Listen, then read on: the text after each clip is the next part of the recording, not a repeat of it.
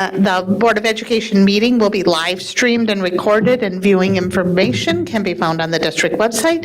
The meeting is now called to order. It is February 21st, 2024, and the time is 6:31 p.m.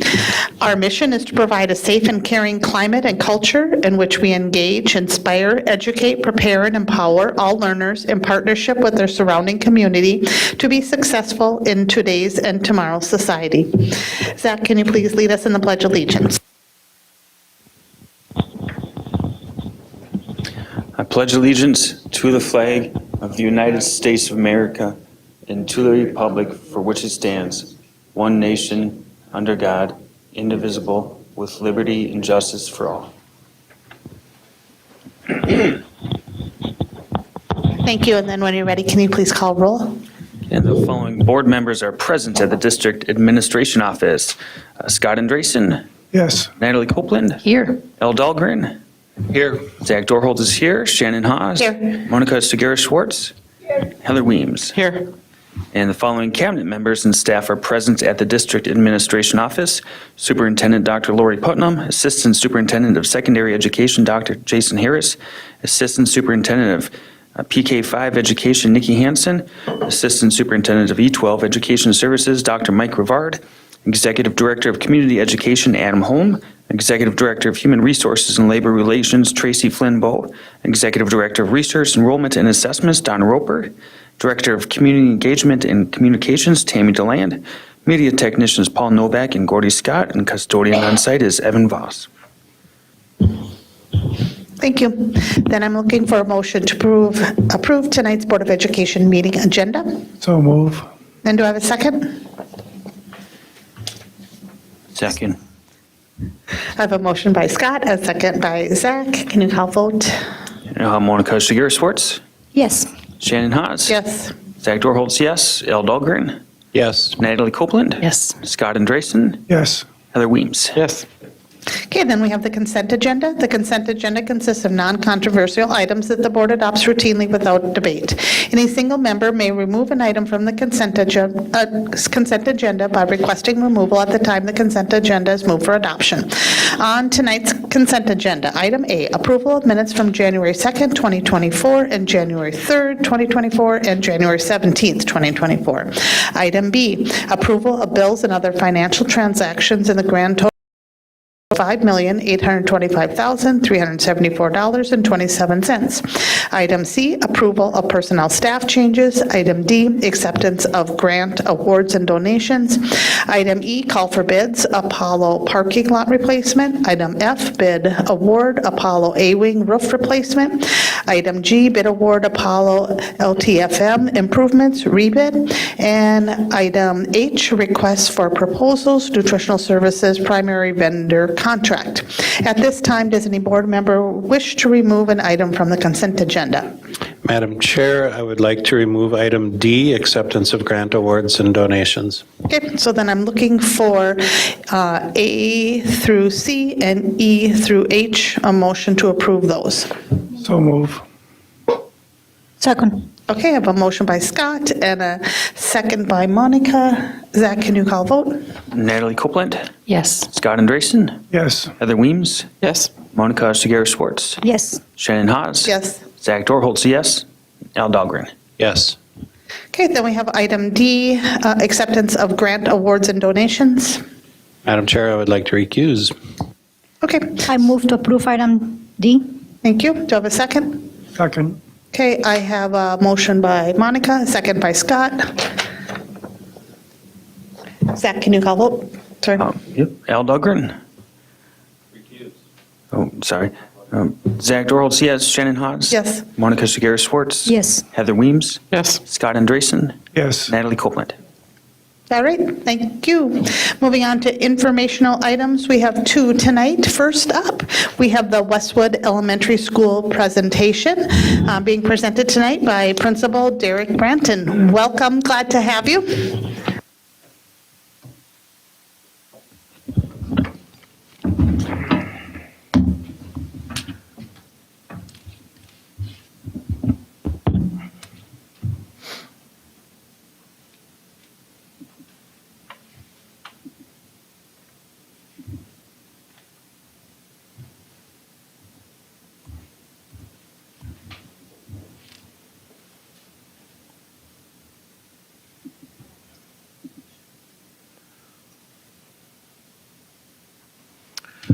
Good evening. My name is Derek Brandon. I'm the principal at Westwood Elementary School. I've been the principal at Westwood for 10 years now.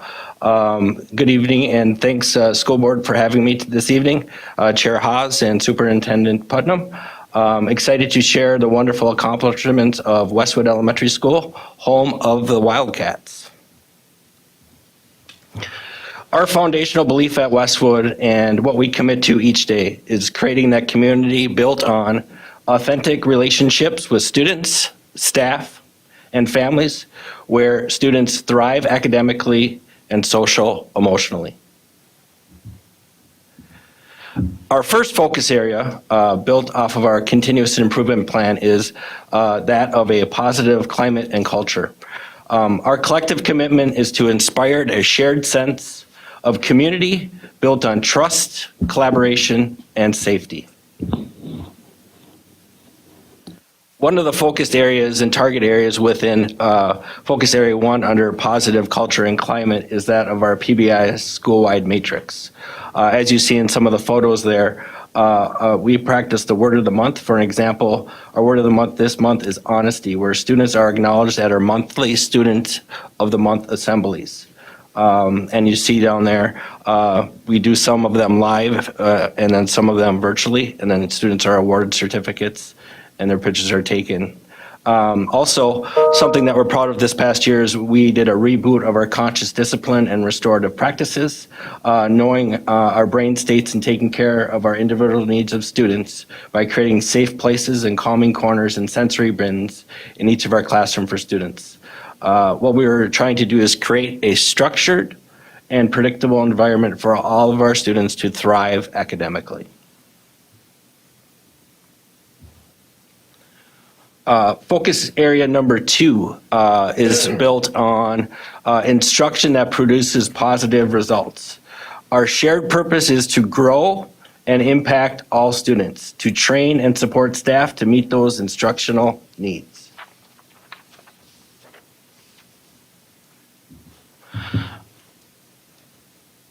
What will make a difference for our students is the expected practice of teaching, assessing, modifying our instruction based on the data. Some of the things that we've been targeting this particular year is our new curriculum is iReady, our new math program, where we're trying the teaching strategies of try, discuss, and connect. We're focused on assessment and differentiation, where we're doing monthly data digs with all of our grade levels. We're targeting literacy instruction in what I need blocks is the WIN blocks. Data is based on FastBridge literacy progress, monitoring assessment suite to guide our differentiated instruction. And our teachers have been working extremely hard on a teacher collaborative learning on the LETTERS program that's providing teachers the knowledge and tools they can use within their reading instruction. LETTERS targets reading, spelling, and related language skills. Focus area number 3, based off of our continuous improvement plan, is innovation. This is where we are creating that culture of innovation for all stakeholders, where we're looking to, where risks are taken, problem and solution mindset through collaboration. Some of the things that we're really proud of here within the innovation here at Westwood is our robotics program. Right now, currently, we're in our 7th year of our robotics program at Westwood, where it's focused on engineering, computer science, and coding. We've had teams compete at local competitions, state competitions, and national competitions, and the world competitions 2 years ago. So we are extremely proud of our robotics program at Westwood. Some other things that we take great pride in is our school-wide enrichment, our hour of code for students, and they get to participate with their parents in the evening also. And then some of the other enrichment opportunities that we want to provide for our students is the Spelling Bee, Math Masters, and the Geography Bee. Innovation at Westwood provides students with a well-rounded education and additional opportunities through challenge. Focus Area 5, based on our strategic plan this year, is about family and community engagement. Staff commitment is to create connections that bring together families, educators, and community members. Some of the things that we have been focusing in on is our outdoor learning space. Our outdoor learning space was granted to us by the school board last year, and we have been meeting as an internal team over the last year. There's a member of 6 or 7 of us, and our goal is to create partnerships with our local community members, from the St. John's Arboretum to SESU to the City of St. Cloud, the stormwater specialists, and Pheasants Forever. We've also had some internal projects where we've been working on bat houses, bluebird houses, wood duck houses, and we have a storm drain mural planned also. The goal is to create a space that's connected with our science standards. At this time, we have partnered with district leaders that have earmarked $30,000 at this time, and we've also written grants over the summer with Walmart, BNSF, and Burnix, and so far we received $2,000 from Walmart at this time for the outdoor learning space. Some of the other things that we're also proud of at Westwood is our parent engagement days. They're mainly focused on literacy. We have author visits in 1st grade, poetry day in 2nd grade. We have a preschool literacy read, teddy bear read in preschool, and in 4th grade we have a science fair.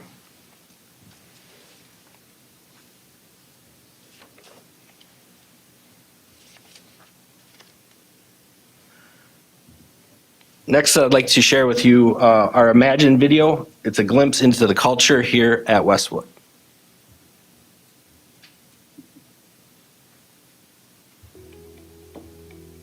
Imagine the impact on relationships through mentorship at Westwood. This program that I've been trying to work on here at Westwood as a counselor involves individual counseling as well as group counseling, working with fellow teachers to try and figure out how to best support students and help them be successful, both in ways that would be beneficial to the teacher and also beneficial to the student. Really feeling like there's something else that we could be looking outside the box for to try and help them be successful. And so we decided to connect these students to leadership roles. Help out my student every day. It makes me feel good to help. You can be like a teacher taking care of the younger ones. I may want to be a teacher one day. We have a lot of volunteers that come in here at Westwood. We have Grandma Rosemary, we have another volunteer, Grandma Bonnie, in Miss Neary's class. They're invaluable. There's a lot of things that teachers aren't able to get to, and there's always a few students who could always use that extra helping hand. And so with Grandma Bonnie and Grandma Rosemary, they're able to connect with small groups of students at once, like a 3-on-1 or a 4-on-1, and really give that individual attention that those students desire and need. So imagine the connections and imagine the character building that could happen through mentorship. I'm a firm believer that a lot of our kiddos are already looking at their peers for the appropriate responses, the appropriate behaviors. Connecting those younger students with students who have kind of figured out how to navigate Westwood, I think those connections are invaluable. So as a team at Westwood, we decided to imagine a different way for our students to be successful in the classroom. And we thought that one of the ways that would be really helpful is having our older students help with our younger students to build that community. And so we came up with a mentoring program where 5th graders would go into different areas around our school and help with classes to gain those leadership skills and self-confidence in their ability to be leaders in our school. It has changed our spaces dramatically, and to have another person just helping us out with iPads and book checkout has really been instrumental. Our 5th grade student, Noah, who comes and helps us, knows all 110 kindergartners' names. He works one-on-one with students when they're having a hard time and get a little stuck. Well, it's nice and it's really fun to know that kids are looking up to me. There's one student that was running around and not listening. So I had a couple of erasers. I just put them on the ground. I told them to come over here. And I let them choose when they could go into class. And they usually do a good job. He helps us in immeasurable ways. The kids look up to him. It's really fun to see how he has blossomed this year to become a leader and gain that self-confidence and really take pride in his school and in helping the younger children in our school. I'm a student mentor here at Westwood, and I work in the office with Abby. Hand out pink slips with Abby, and we go to classrooms and give them like slips. I greet people when I walk in the office, and I use a British accent when I walk in. Well, hello. That's what I do when I walk in. It just feels nice to do things and like helping kids that need help. It makes me feel more mature, more of a role model for kids. Imagine that. Imagine that. Imagine that. Imagine that.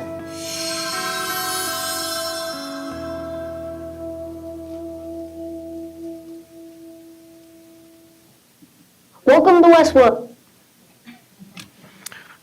Thank you for allowing me the opportunity to show off our excellent work of our students and staff at Westwood.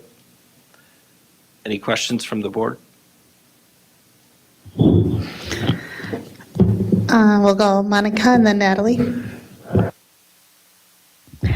Well, hello. That was a beautiful video. I have some questions about, well, some have other questions. Okay, let me start here. What is a well-rounded student? You said that you wanted to form well-rounded students. Could you describe them for me? I think built within our continuous improvement plan, we're looking at developing the academics for all of our students and growth opportunities, social, emotional well-being of our students. And we spend a lot of time really trying to attack those particular needs of how they're feeling every day, and then providing them enriching opportunities at Westwood. As seen within our presentation on innovation, we try to provide those opportunities for all of our students. There might be only 3 teams participating in robotics, but we also have a robotics fair that's available for all of our students too. So we're trying to create those opportunities to create that well-rounded individual in and out of school. So kind of follow up from that, could you please give me examples of social and emotional well-being strategies that you're using? Well, we're spending a lot of time kind of built within our PBIS matrix. We have the word of the month where we're targeting in on those skills. And then within the classrooms on a daily basis, our students are meeting together with their classroom teachers and other fellow students in responsive classroom meetings. And then we're also drilling down on some of the social emotional competencies too, through CASTLE too, where they're being taught individual skills of, that they can build some self-esteem through that process. Besides robotics, what other examples do you have of enriching opportunities? We have different clubs for our students that are being, like chess clubs at that point too.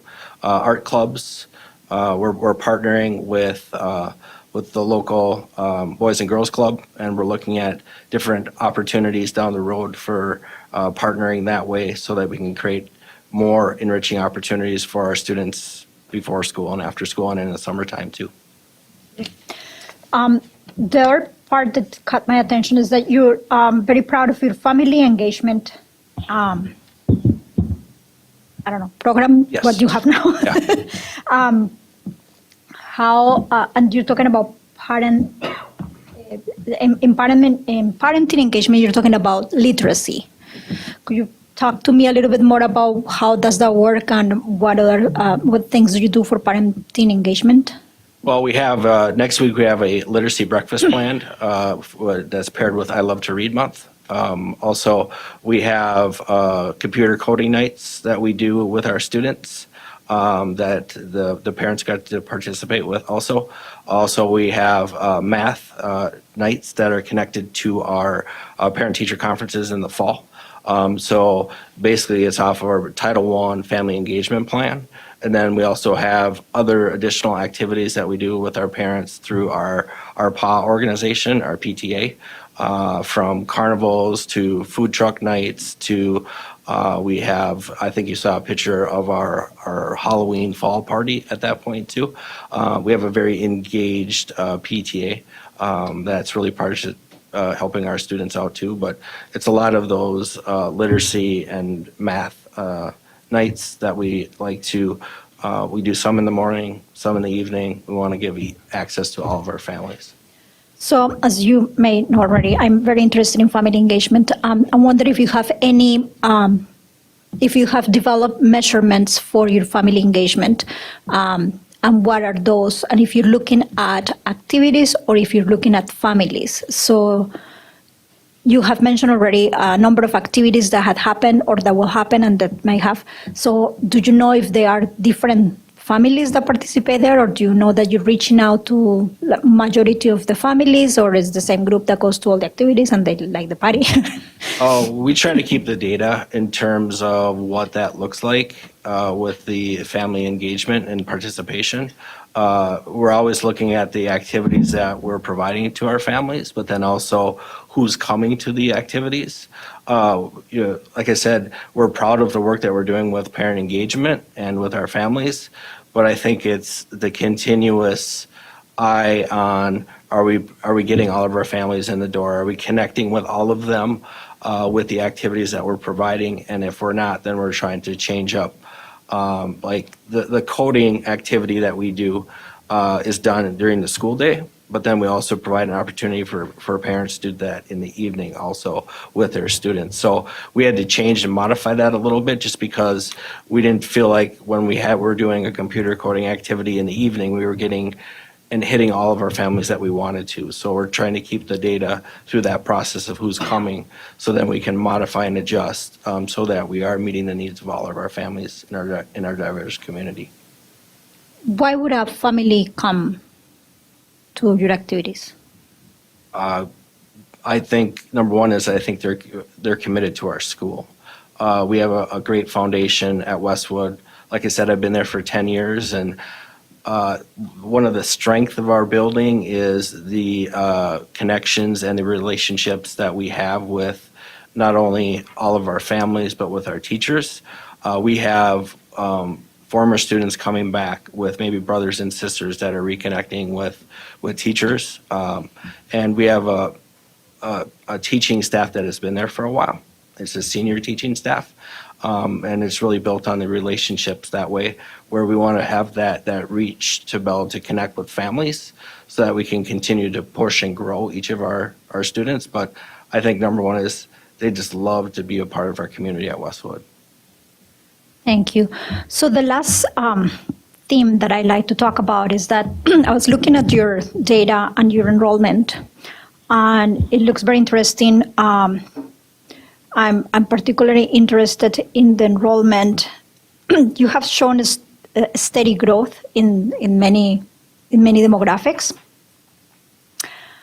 but you have a large growth in kindergarten in 2004. You have a lot of kindergartens right now. And also you almost doubled the number of Latinos, Hispanic students. And I was wondering, how does that work? I was also interested in the Latinos that are getting there. It does not seem like they are all EL learners because your EL percentage didn't change that much. It just changed a little bit, but not double like the number of Latinos that you got. So could you tell me a little bit more about these demographic, these changes? What are you seeing? What challenges do you have? What blessings you have now? Our increased enrollment is due to a new program at Westwood. Superintendent Putnam and her cabinet came to me and Westwood last year to provide us the opportunity to start a dual immersion Spanish program at Westwood, where we have 3 sections of a new immersion program at Westwood that's brand new this year. So that's where you're going to see the hike in our student numbers and enrollment in kindergarten, which will continue into first grade next year. So we'll continue to grow every year. But that's the north side equivalent to where Clearview is with the Spanish program. We're getting some of those students back that were bused before to Clearview. So it's been a huge success this year with our new immersion program.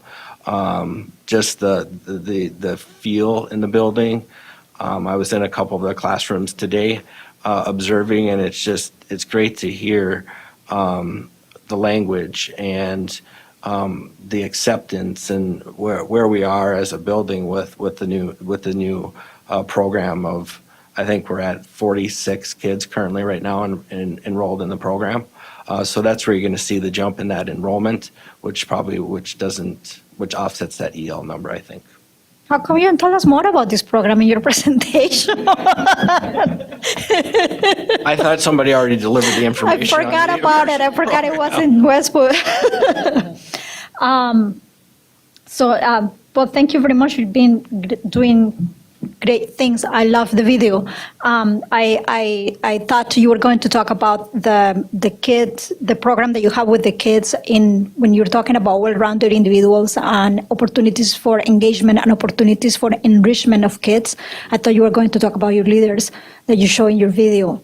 And I commend you for the programs that you're doing, and I like the idea of looking at individuals and growing well-rounded, not only as a kid, as an individual person, but also as a part of a community, and how do they grow together.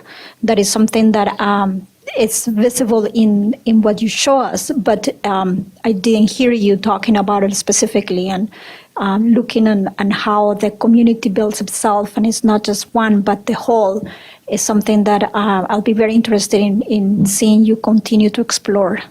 I appreciate the kind words, and the Westwood community is a special community. There's so many great stories and student stories that you saw in the video there too. It just, we have a fabric in our building that creates that culture and climate, and it's really connected through our staff and our students and our families. And it's a privilege to be the principal and leader at Westwood, and to have our students and show the success that they do and how committed they are to the Westwood community. It's fantastic.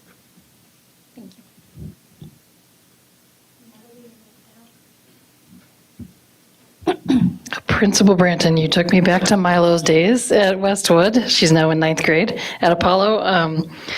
So today, Milo had no idea that you were going to come here and talk, but she was talking about how it's the best day of her life whenever school lunch is, what was it today at Apollo? Something with chicken, an Asian dish. I can't remember what it is, but it's like her favorite thing. Orange chicken, oh my goodness, she loves it so much. And then she went into talking about how special it was. Her name was Miss Lori in the lunchroom. She said every day was good because of Miss Lori, but Fridays were really good. And this is really getting to that fostering strong connections through authentic relationships that you're talking about. She said on Fridays everyone got chocolate milk, but because I had a lactose allergy, I couldn't really have it, but so I didn't think I was able to have it. And every Friday she would get out the chocolate silk milk and let me pick the thing that she put it in, and she's just like, she's in 9th grade, right? But she's remembering how special this was to have her be included in chocolate milk even with her allergy. So it was really neat that you're here today, and she shared that with me coming home. Last week, Miss Martini said hi to Milo in Target. Sometimes I'm amazed because we have almost 10,000 students in our district, but it sometimes is more of a small field than anything. And that really makes my kids feel seen, and so you've done a wonderful job with that. Robotics and spelling bee and math and reading breakfast were all things that were integral in Milo's years with you, so thank you for that. I also look at your data deck, and there's a lot to be celebrated, with the model that we used showing that your math proficiency beat the odds last year. That's really amazing. Of course, there's so many things to contribute to that, but what would you say what was a couple of things that really made that proficiency stand out?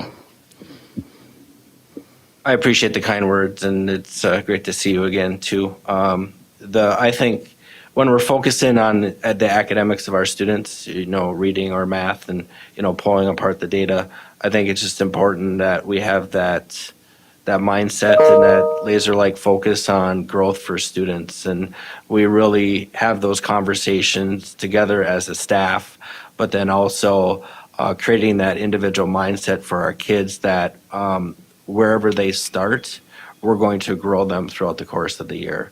And it's through those collaborative conversations that we have on Wednesdays where we meet and we discuss and we look at data we're doing monthly data digs currently right now with our teams during the school day where we're looking at that math data, we're looking at our instructional practices, we're looking at how we can differentiate out to all of our learners. And that takes our whole team to be able to do that, not only at grade levels, but all of our specialists that we have too, so that we have a single mindset in terms of growing our kids and trying to push and challenge them. No matter where they are on the continuum, we want to make sure that we are creating that year's worth of growth or more. And that's the pride that we take at Westwood. I take as a leader and we do as a staff too, but we want to provide that opportunity for our students to have that enriching opportunity, to have that challenge and that push each and every day, and that they are being supported no matter where they are, because every kid deserves that equal opportunity to keep being pushed and challenged. Thank you. And the last thing is, I saw the pride you're talking about in that video. I may have teared up 2 or 3 times, pretty normal for me, but especially when it comes to these little hearts. But there's so much pride in the video, and there was always so much pride in the hallway, in the lunchroom, and any room that I would visit with Milo at Westwood. Like it's almost like palpable. So it's not that there's not pride in our other buildings. It's just like that always was like there was something really shiny about the pride of the students to go to Westwood. So what would you say about that? What's the magic sauce there?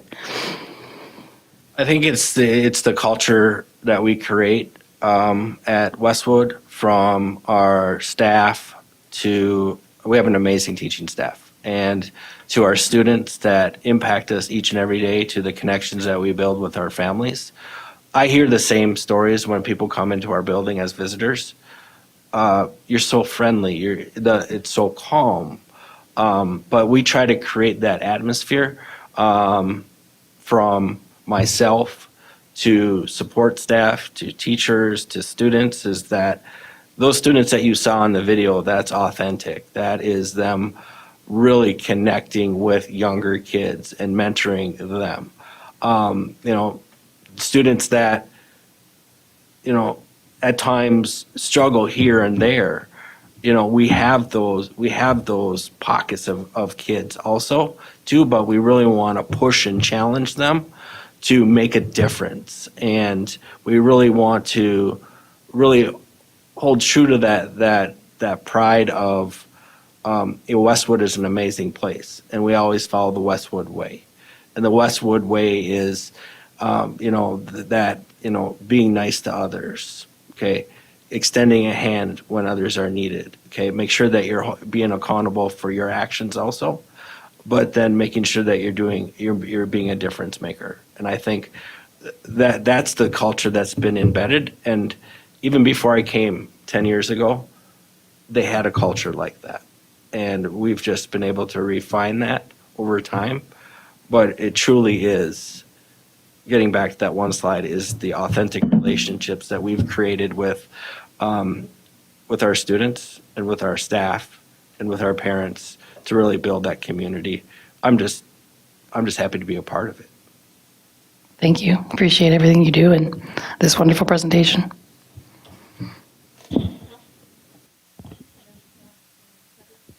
Yeah, thanks for coming and thanks for the presentation and the information. I was looking through the data deck earlier today, and I actually printed this one and brought it with me because there was several things in there that I thought really stood out, and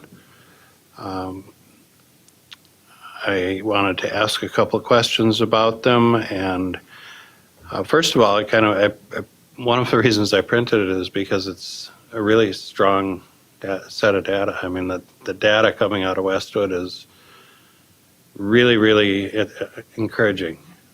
I thought just glancing through it.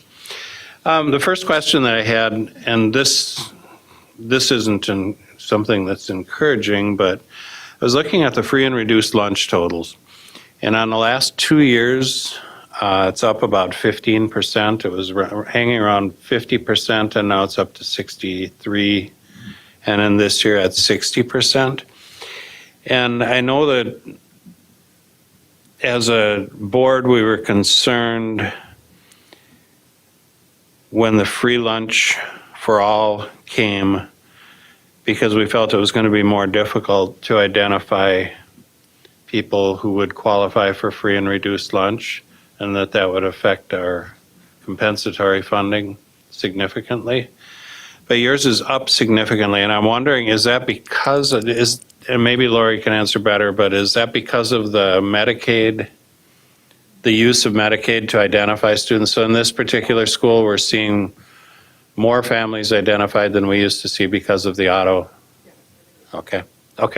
That's my question, but that's, it's not good from a standpoint of we don't want to see more free and reduced lunch in our community, but it's good from the standpoint that our compensatory funding would actually be up to match that.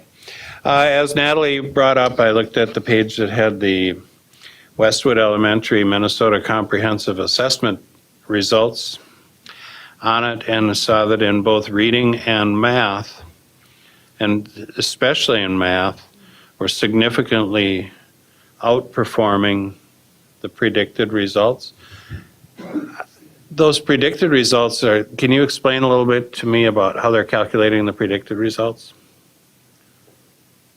As far as with the state, Yes. I think Donna behind me can answer that question a little bit more clearly. Thanks for the question. So this is a multiple regression analysis that's done using multiple factors that we know test scores are sensitive to. And so it compares the proportion of students who are in those groups that are sensitive to performance on this test. And it lays out all of the districts in a way that helps us really understand what's happening. I kind of like to think of this as the spy in the data. It's getting in there and it's telling us really what is happening. So we see that Westwood is performing way higher than what we would expect based on the proportion of students in these various demographic groups, including special ed, SES, mobility, those kinds of things. Does that help?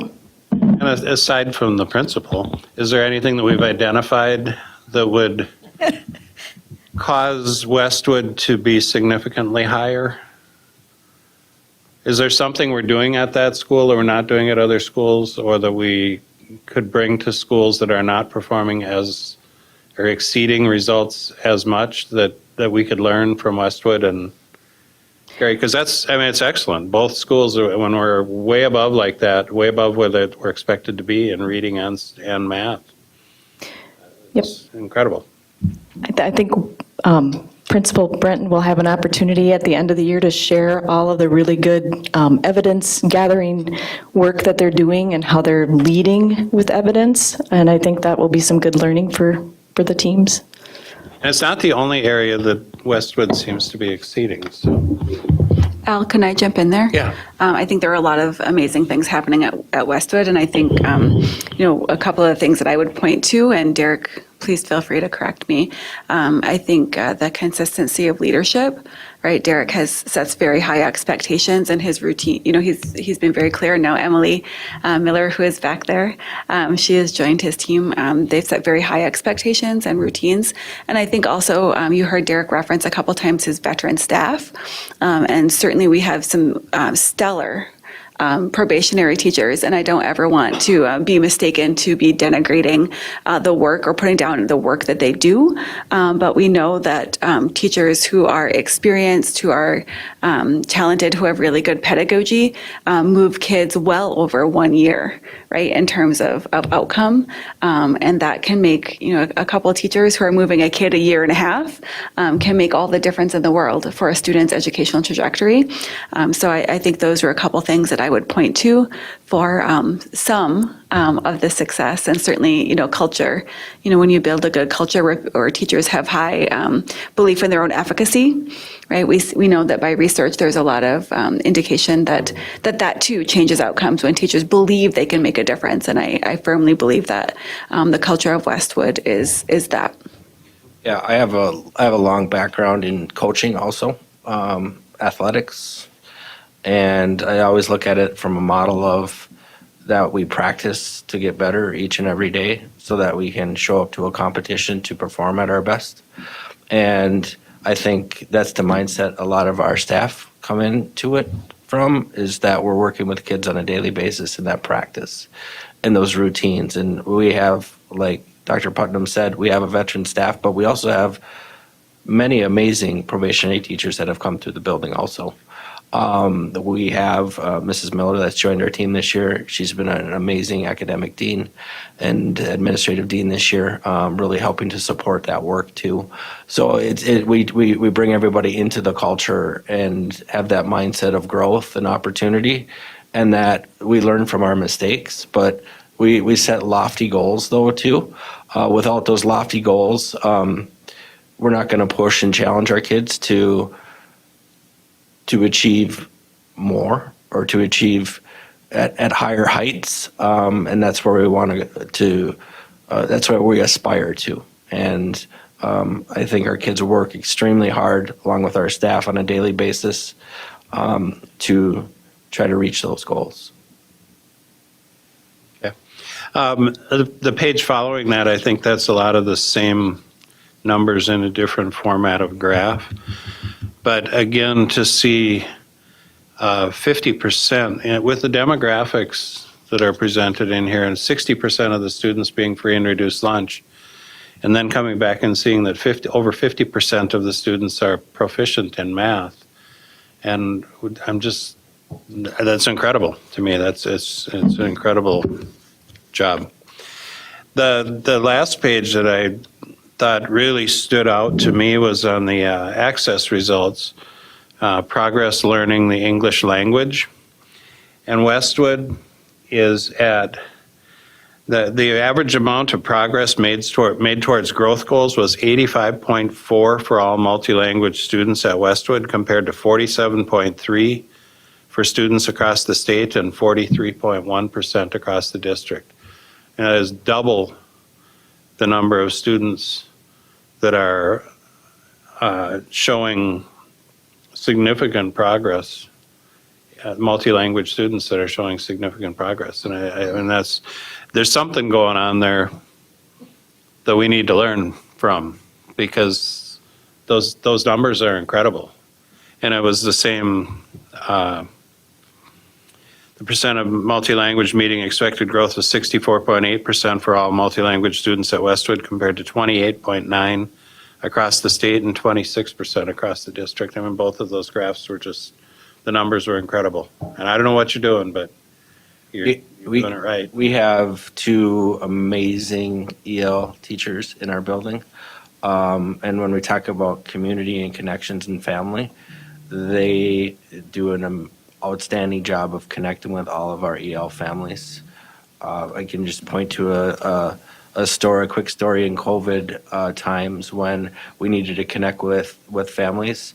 our EL teachers were reaching out to the families and basically have their phone numbers dialed in to all of our families and building these connections. So it's the idea of those connections, but the growth and that they provide for those students. And it's really pushing and challenging them every day with explicit teaching strategies based on language to really create that growth. And that growth has always been there with those two individuals and our students, and extremely proud of our access scores. Always have been. I know in some of our schools, we see extremely high turnover of students. Very few, the majority of students that start the year with us aren't with us at the end of the school year. Is it the same at Westwood? Do you see a real high level of student turnover, or is it lower at Westwood where you keep those students? Because I think we've seen good success across the district with students who stay with us. But when it's a real transient student population, it's much more difficult for us to show that higher level of achievement. And I'm wondering if that could be a little bit of what's going on in here. With new programs coming in, we'll have to collect that data, but I think for the most part, I do kind of an informal analysis of, when we have our fifth grade students that are graduating at the end of the year, and if they're doing a graduation ceremony, I usually ask the teachers of how many started with us. And, we have the classes that we have maybe lost 7 or 8 kids, but the majority of those kids have been with us since kindergarten. So we've had a pretty consistent population that stays pretty steady, that stays with us, so they can grow within that culture. And then, as far as our new students that are coming in, we're just trying to acclimate them as quick as possible to our culture and climate. Excellent.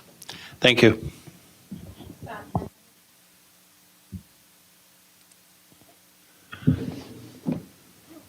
I attended that organizational meeting for Spanish in your school, and I was really struck by the enthusiasm of the parents for getting the program going.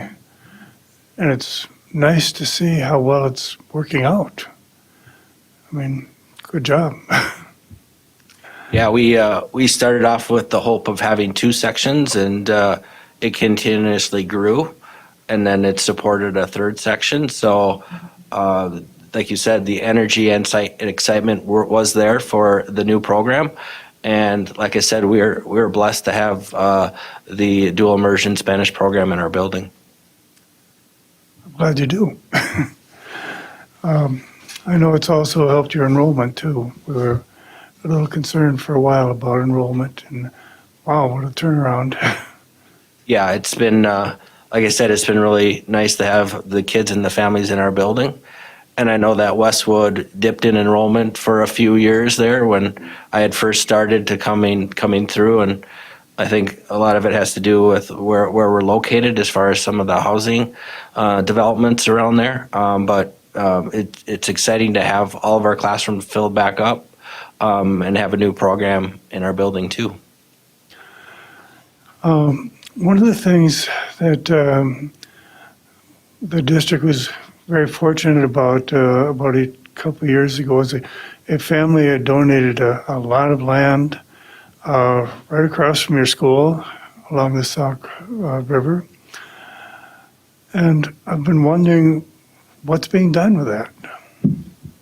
Yep, and that's a couple of things that I noted within the presentation of that outdoor learning space.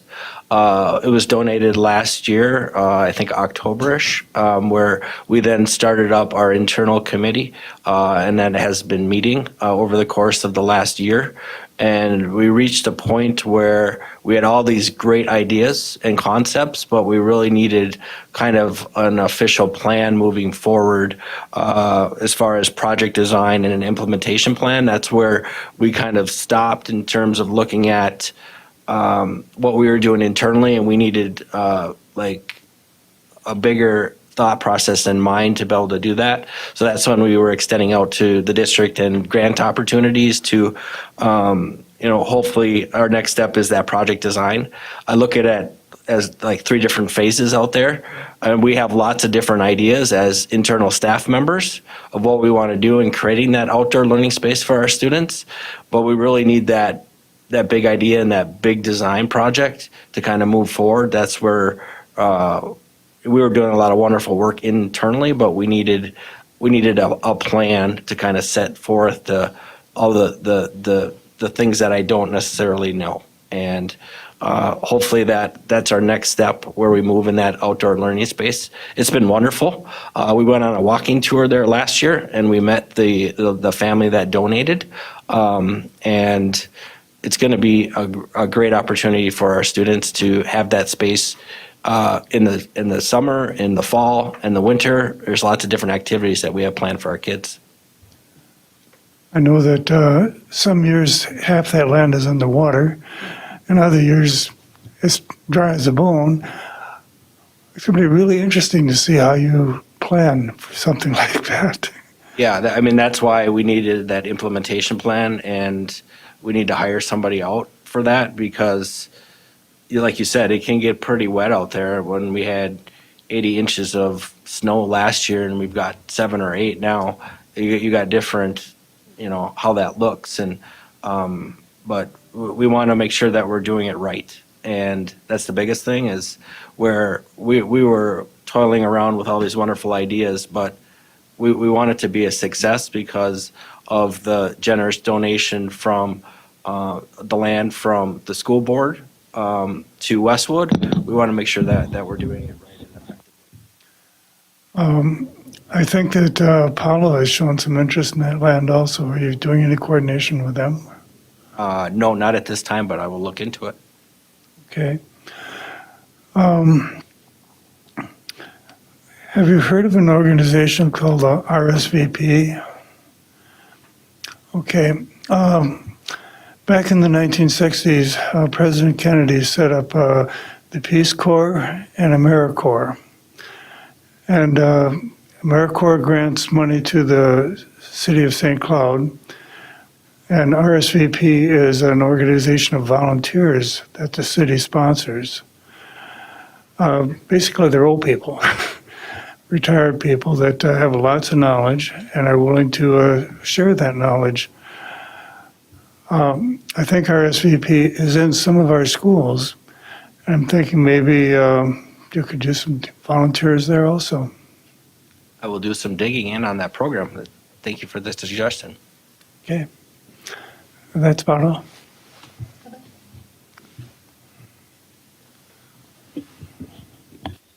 Thank you for your work. In the video, I thought the mentoring concept really came alive, and just having worked with students for a long time, I think one of the best opportunities for students to feel valued and to learn and grow is certainly by helping others. And so I commend you on pulling that together. I have a question that probably is for maybe not just you, but in this room. In terms of longitudinal kind of studies, and obviously the numbers from Westwood, are really strong. What do we know about how that sets the trajectory for students as they then move on to North or to Apollo? Do we track that and look at the feeder schools that go in and then compare what was happening with those students, kind of as a cohort? As they go to different schools so that we can isolate a little bit of what's happening and the sorts of, in some ways, if you're seeing a continuing trajectory of success, it would demonstrate how strongly early childhood learning is impacted by teachers and by structure and support. Do we have any numbers or any data that shows how that works? I can speak for Westwood and what we do, and then if Donna want to speak from a bigger picture standpoint, we can do that. But, we look at kids from year to year and really the opportunities from trimester to trimester when they're taking assessments and really trying to set good indicators as far as through some of our new assessment suites that we have through FastBridge and iReady, really trying to identify where their growth areas are and really trying to push to that accelerated growth. And that's done from year to year. And so we really have a good sense, and we're really trying to tailor that even into next year, where a student that's in third grade, we're setting a good goal for them by the time they reach fourth grade, so we can hit the ground running right away in September and October, so that we have, and so we're meeting their differentiated needs. And we're continuously trying to project them through that fifth grade year. And by the time they leave us, we want them at or above grade levels in both reading and in math. And that they are, we've spent time with them social emotionally, and we've developed them as a well-rounded individual. And, you know, as they move into the middle schools and into the high schools. In terms of that longitudinal data, I lose track of them a little bit after that. You know, I see the graduation rates and all of that, but I don't necessarily track them all the way through middle and into high school. Yeah, I could just add a little bit of what we hope will be happening going forward. I mean, as you know, access to the data can be really tricky when you're crossing years, and cohort analyses are really desperately needed. Normally, it might take one person, you know, a significant amount of time to do that kind of project work. And what we're trying to do with our systems is make it so that this isn't a project that I do, but it's a question somebody is asking, like you or like Principal Branton, right? And they're able to go into our warehouse, our tools, and query through the data tool and get the answers to those questions. So with EduClimber, we now have the ability to do some more sophisticated cohort analyses over time. So we're looking at how can we set those kinds of things up so that when those questions are raised, we have a really quick, easy way to kind of see how we think we're doing. So it's a great question. The landscape in education with data is moving more towards that, of course, as you know, with, you know, analytics and all of that. But the key is getting it in the hands of the right people who can do something with it more immediately. So I thank you for the question. It's a great one. And I would just, so my second question is actually along somewhat the same lines, but you know, across a lot of our elementary and middle schools, we hear a lot about particularly robotics and coding and that sort of activity, and just the interest and the success that we're having in the same sort of longitudinal way. Do we know if that carries over? And I'm thinking about it, we had our meeting this morning where we talked about Portrait of a Graduate, and one of the things that we talk about in Portrait of a Graduate is how we provide students with the opportunity for innovation and different thinking and that sort of thing. Do we see that carry over, and do we see that carry over across demographics of students? So if we're seeing pretty, let's call it equal interest and engagement in coding and robotics or whatever the activity is when they're young, and partly because it's built into the classroom, do we see that same activity take place, you know, amongst race and diversity and gender in the high school level, or all of a sudden do we see that change? I mean, we obviously know that in a lot of cases, coding and robotics, we struggle to keep women and in often cases underrepresented minorities into those programs. Are we seeing that happen? So it probably goes back to that longitudinal and data, but as you're keeping data, I think some of the extracurricular opportunities are probably important to track as well, because as we talk about the Portrait of a Graduate and what we want them to have been engaged in, if we're building those foundations young, how do we keep them engaged and not begin to see the fall off, you know, as apathy or lives change or they get caught up in everything that happens in middle and high school?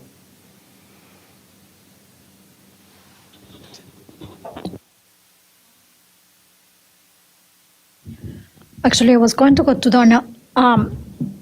What is with us, Donna? Because I didn't understand. When you were talking about the multiple regressions that they were doing to analyze the data, to know to know which students, how they were progressing.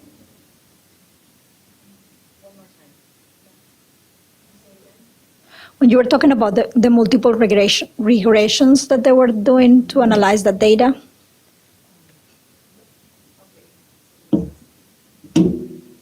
So Monica, you're asking about the previous question related to the performance and proficiency, the predicted and the actual.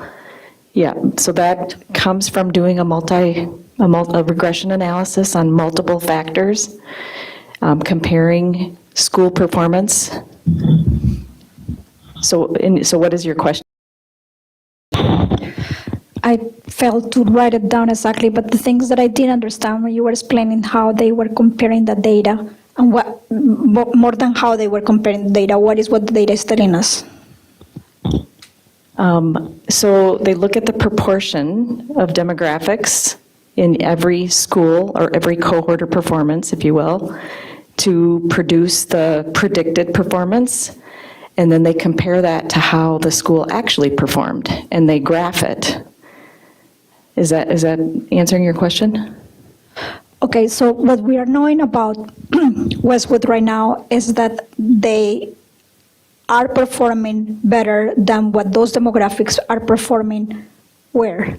So if you looked at all the schools across the state, and you were to look at the schools that have similar demographics in proportion to what Westwood has, they would be on the line. They would be performing on that line.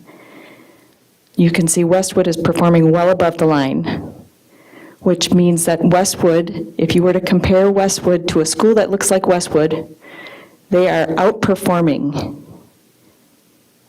those comparable schools.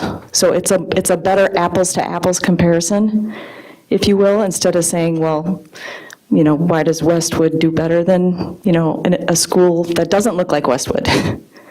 So it's just trying to really give you a apples to apples comparison of how schools are doing. Okay, thank you. And then the other question that I had is that when you were talking, Principal, about the group that somebody asked you, I forgot who, about the people that you have in the school, the kids that you have in the school. You said that you have like a kind of like a cohort. You didn't use that word, but you have like a group of kids that kind of go together, and that they create a community, and then everybody kind of like gets into that community. That, do you remember that you were describing? Like you had a group of kids that were consistent through the years in the school? Yes. So can you tell me a little bit more about that group of kids? Is like a half of the school that gets consistent to the years? How does that work? And for Nikki a little bit, how is that different in that school than others?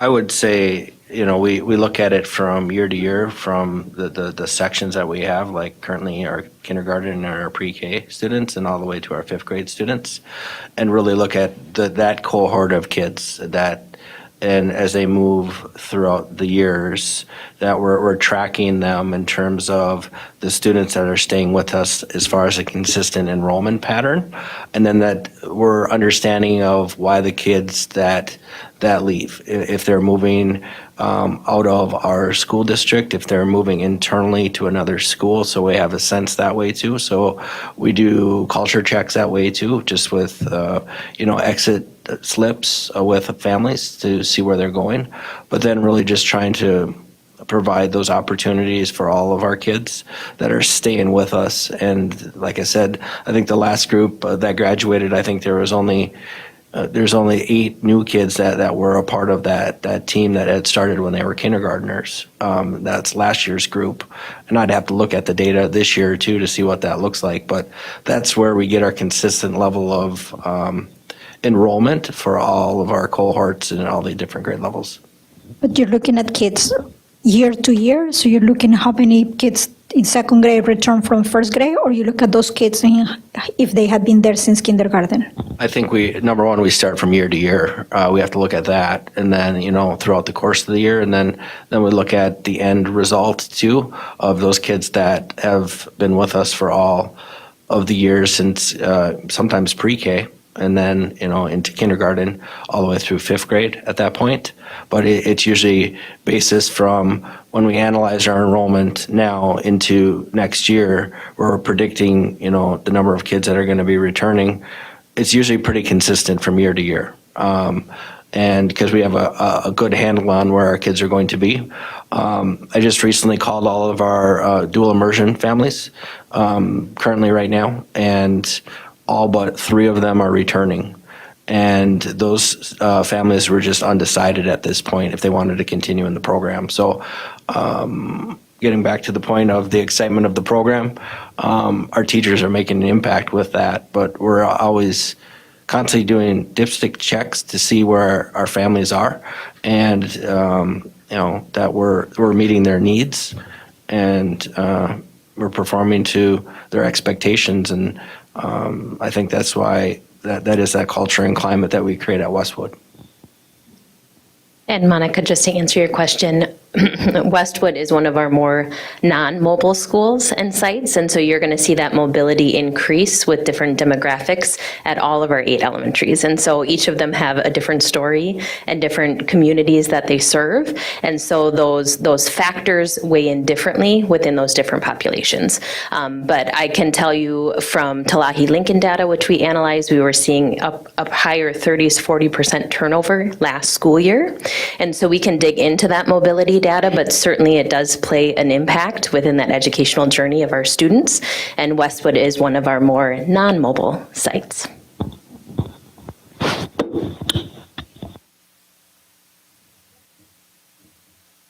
Thank you very much. That was a wonderful presentation, and as everybody said, very impressive numbers. So keep up the great work. Thank you. Thank you for We're having lucky me. to have you. Okay, we have one more informational item tonight. We have the American Indian Education Update. Presenting tonight, we have Ayan Omar, Equity Service Director, and Kip Perkins, Coordinator of American Indian Education. And then we're going to have one more familiar face coming up here.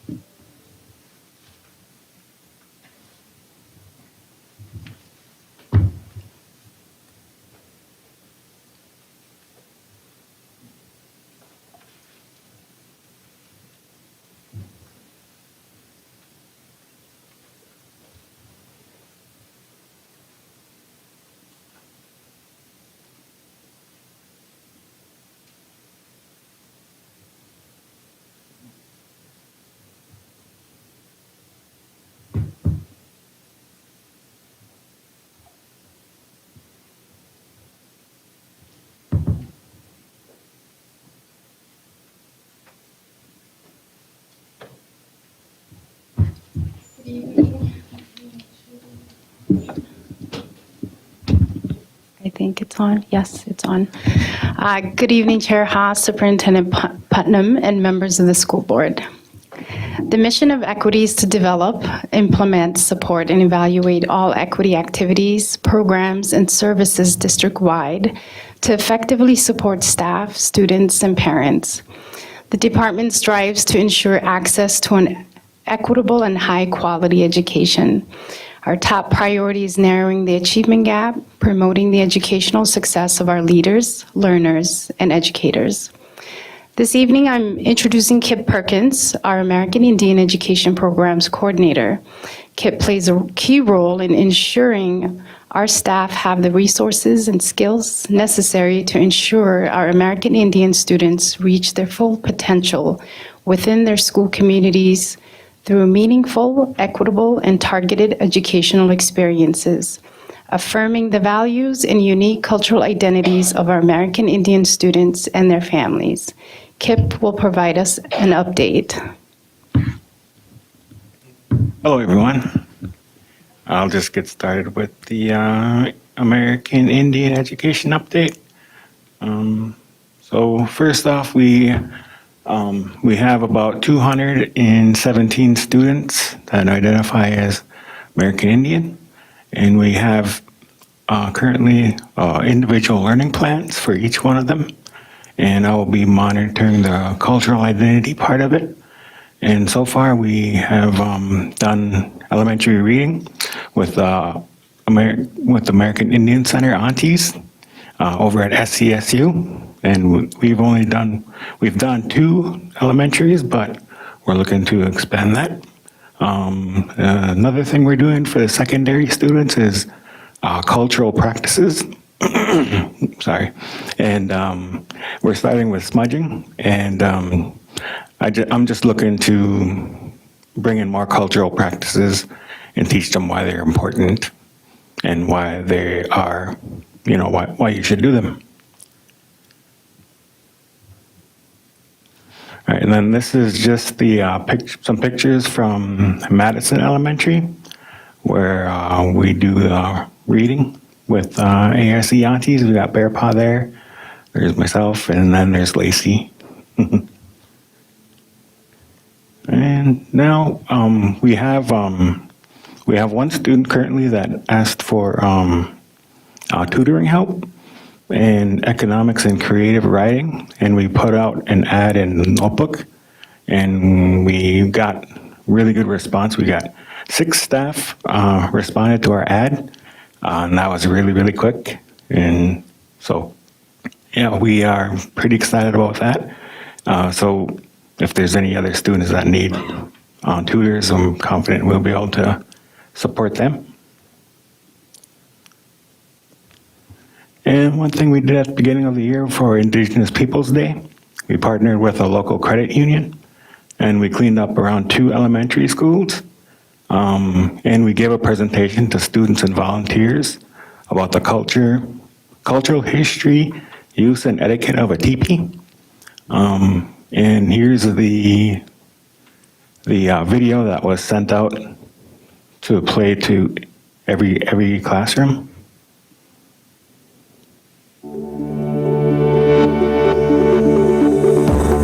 Indigenous Peoples Day, as a recognized state holiday, requires schools, if in session, to organize programs of the history, culture, and celebrations related to our American Indian education program.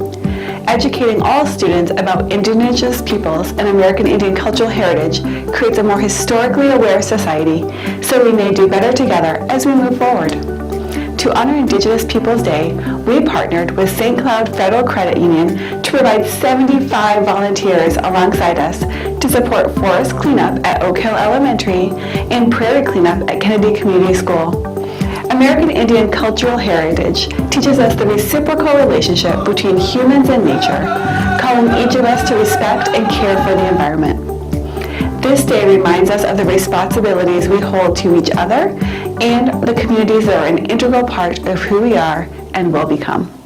To me, being Indigenous and working in education means fostering cultural understanding and empowering future generations by bridging the gap between the Western educational system and the traditional Indigenous knowledge. It also means ensuring educators have the tools they need to provide inclusive and culturally responsive learning environments. I strive to instill pride in Indigenous identities of our students and promote cross-cultural respect within the educational landscape. Bonjour, Anin, Mijakwadok Indigenakas, Makwa Indodom, Fond du Lac and Ojibwe. My family is from Bad River, Fond du Lac, Red Cliff Indian reservations. I just did an introduction in Ojibwe. In Ojibwe, my name is Mijakwadok. It means Blue Sky Woman. So my name is Teresa Zebarth Moritz, and we're celebrating Indigenous Peoples Day. Being Indigenous to me means to having good thoughts and to exist with others and nature in a respectful way. My mom taught me to do something good with each day, and I can't think of a better way to do good than to serve children and inspire learning. I'm happy to be a part of making an educational difference for Native students and implementing American Indian education for all here at District 742. This Day of Recognition was proclaimed in October 2021 by the Minnesota State Governor, Tim Walz. As we celebrate this day here at ISD 742, let's embrace this opportunity to acknowledge that Indigenous Peoples Day serves as an important time to reflect on the experiences of Indigenous peoples and explore ways to provide greater access and opportunity for Native people. Hi, my name is Stephanie Otter, and I'm a counselor at Apollo High School. I'm also a member of the Lakudere Band of Ojibwe in Wisconsin. Growing up, my dad talked to me often about our Native American history, its values, traditions, and beliefs, including the importance of keeping our heritage alive through recognition and education. Indigenous Peoples Day is important to me because it does just that. It recognizes and celebrates the amazing culture and history that I feel so fortunate to be a part of. And as an educator, I feel proud that I can honor my dad by passing on the lessons and values he once taught me to all of the students that I work with. All right. So yeah, every student got to listen to that. So that was pretty cool. Oh, whoops. There we go. Okay, one thing we did too, in the summertime, we sent some staff members to NISWA, which is the Native Studies Summer Workshop for Educators. And it was held down in Prairie Island Indian Community.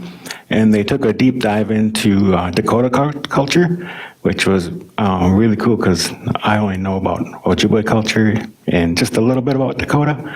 But ever since this training, I feel like, I don't know, it was a really good training. And we sent someone from the elementary level, the high school level, and district-wide. Another thing we did, we sent some employees to the MIEA, the Minnesota Indian Education Association Conference. And these are just a couple of the breakout sessions they had. How to create a school for natives, bringing smudging into your school, APAC 101, and the Dreamcatcher Project. Another thing we did was we brought Dr. Anton Schroyer in to do training. He's an author, speaker, trainer, and professor at Bemidji State. And what he talked about was Ojibwe culture in the classroom. And all of our secondary teachers attended that. And this year we started doing student groups, and we meet monthly at all 3 high schools. And so far we've done a beading class, we've made keychains, and we're looking to bead a graduation cap and make native stoles. And we recently had a hand drum class, and we had a couple students come for that. And we're looking to have a couple more of those hand drum classes. And next month in March, we're going to have a moccasin making class.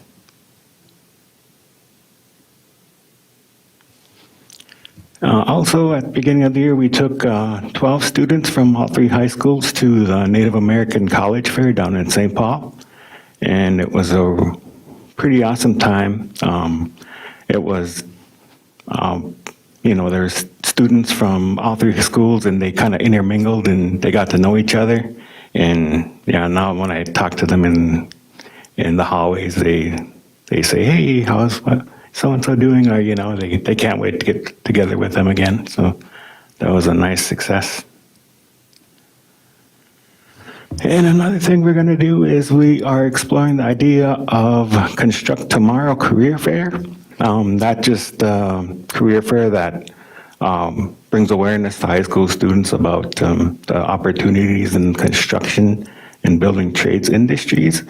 And we're looking to go to their Duluth site on March 12th.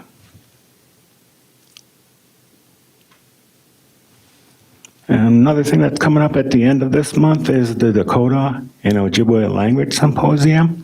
And we're looking to send a representative from World Languages, Talent and Development.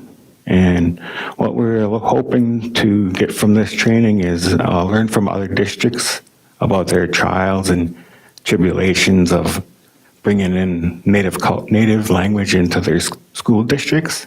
So, that's at the end of this month.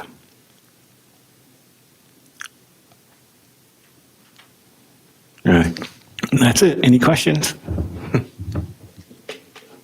Thank you. Anybody have any questions or comments? Monica, and then Scott. What are the differences most impacting you most between Dakotas and Ojibwe? What's that? I'm sorry. Difference or comparing Dakota culture and Ojibwe culture for what you learn in your workshop? What caught your eye? Oh, how similar they were, like their worldview, which I kind of had an idea just because I I went to a boarding school in North Dakota, and I knew a couple Dakota kids, and yeah, but I didn't know it was as similar as they are.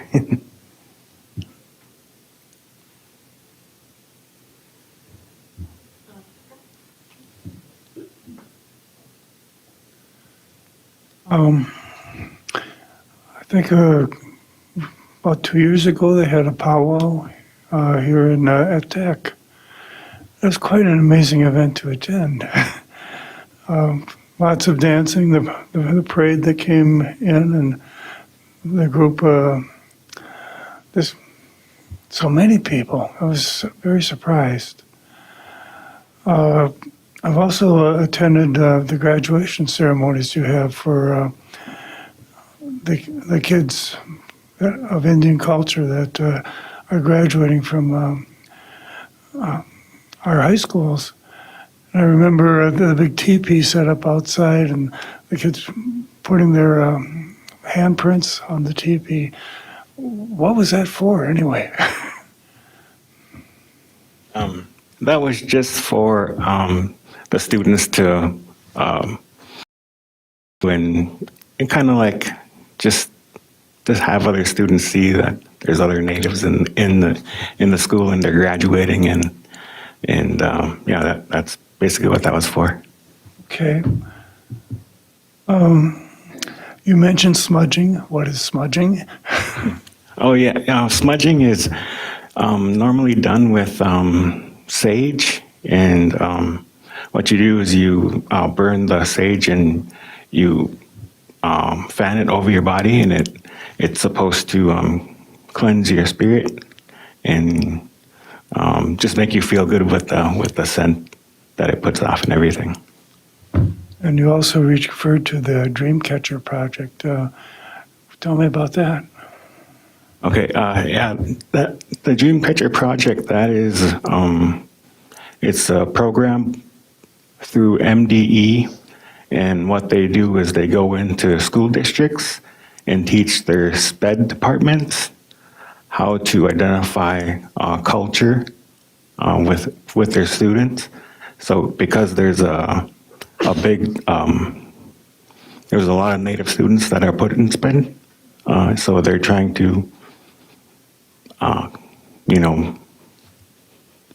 taper that down a little bit. So they come in, they teach the SPED teachers how to identify culture, and then they don't, because sometimes Native students are put in SPED when it's just due to culture differences. SPED would be special education then. Yeah. And part of the problem seems to be identifying what's actually a disability versus a cultural difference. Right. Mm-hmm. Got it. I guess those are my questions. Thank you. Yeah.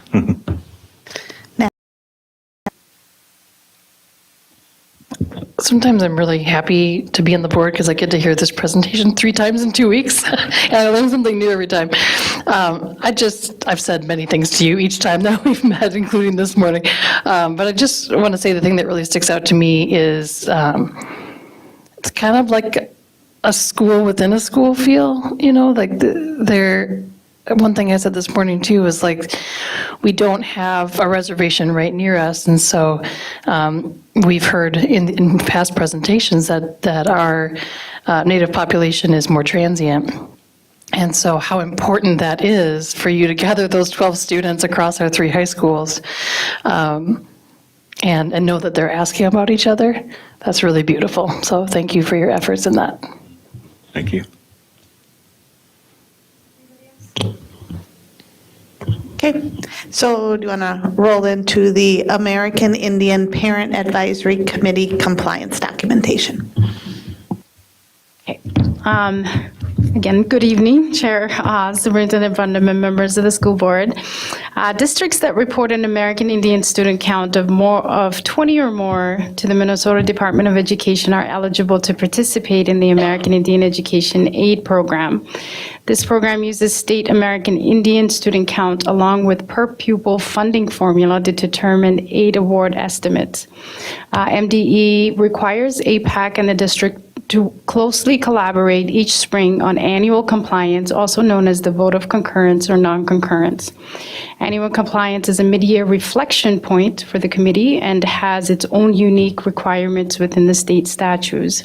I would like to introduce Lacey Locken, who you might all already know, and our APAC chair to share APAC's vote and resolution, along with Rosemary, who's an APAC member.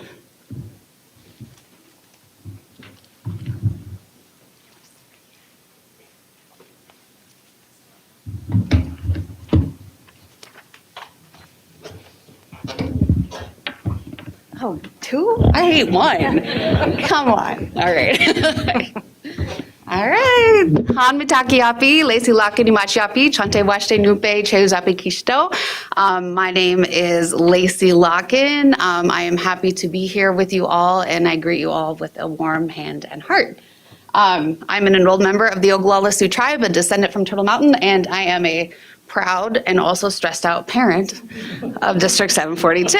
So that's what gives me the opportunity to serve as the chair of the APAC this year. So I'm going to pause for a moment and let Rosemary introduce herself. My name is Rosemary Wacker. I am very new to the St. Cloud area. I was invited to a meeting with KIP at the beginning or the later end of last school year. I am from Alaska. I am a Newback Eskimo. My Eskimo name is Asiksik. I am excited to be a part of this team, and I have a lot to learn. Looking forward to that, and I appreciate it. So thank you. All right, well, let's get down to business because I'm sure y'all are excited for this time of year, right? I know. We accept warm accolades at the end too, if you're interested.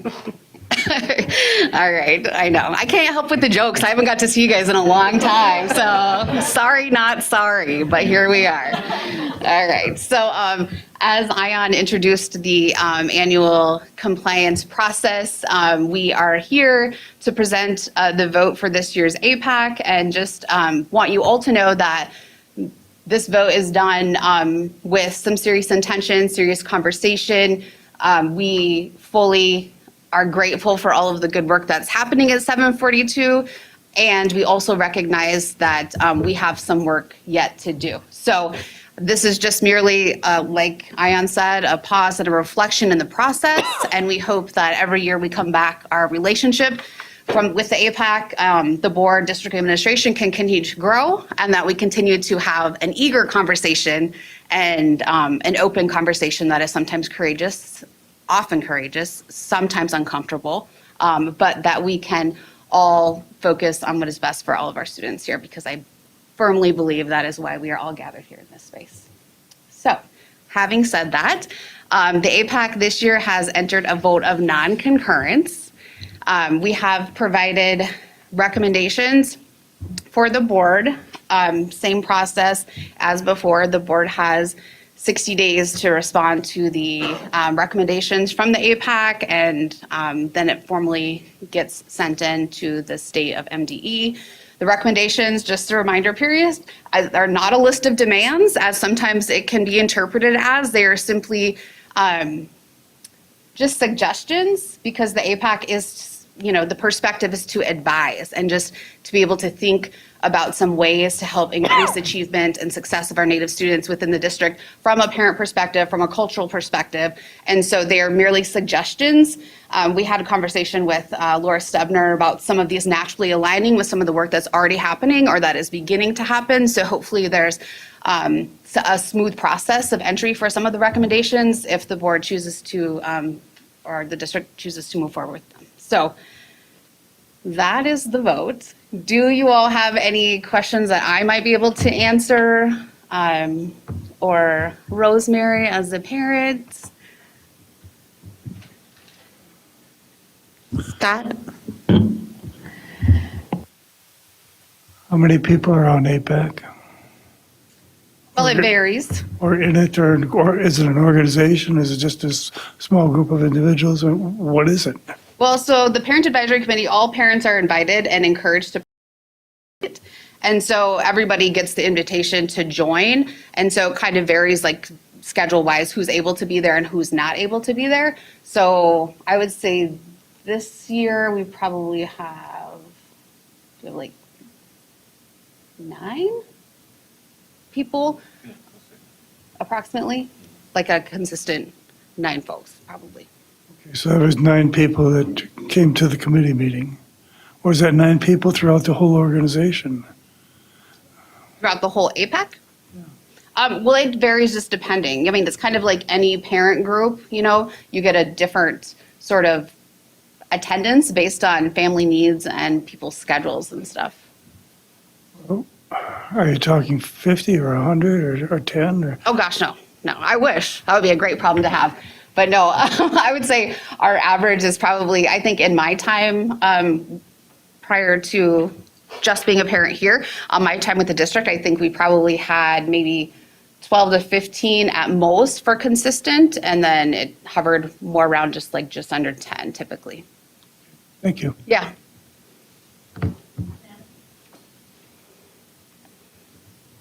Thank you, Lacey, and thank you to you two as well. I really appreciate that you're reminding us that the perspective for APAC is to advise us from both a parent and a cultural lens.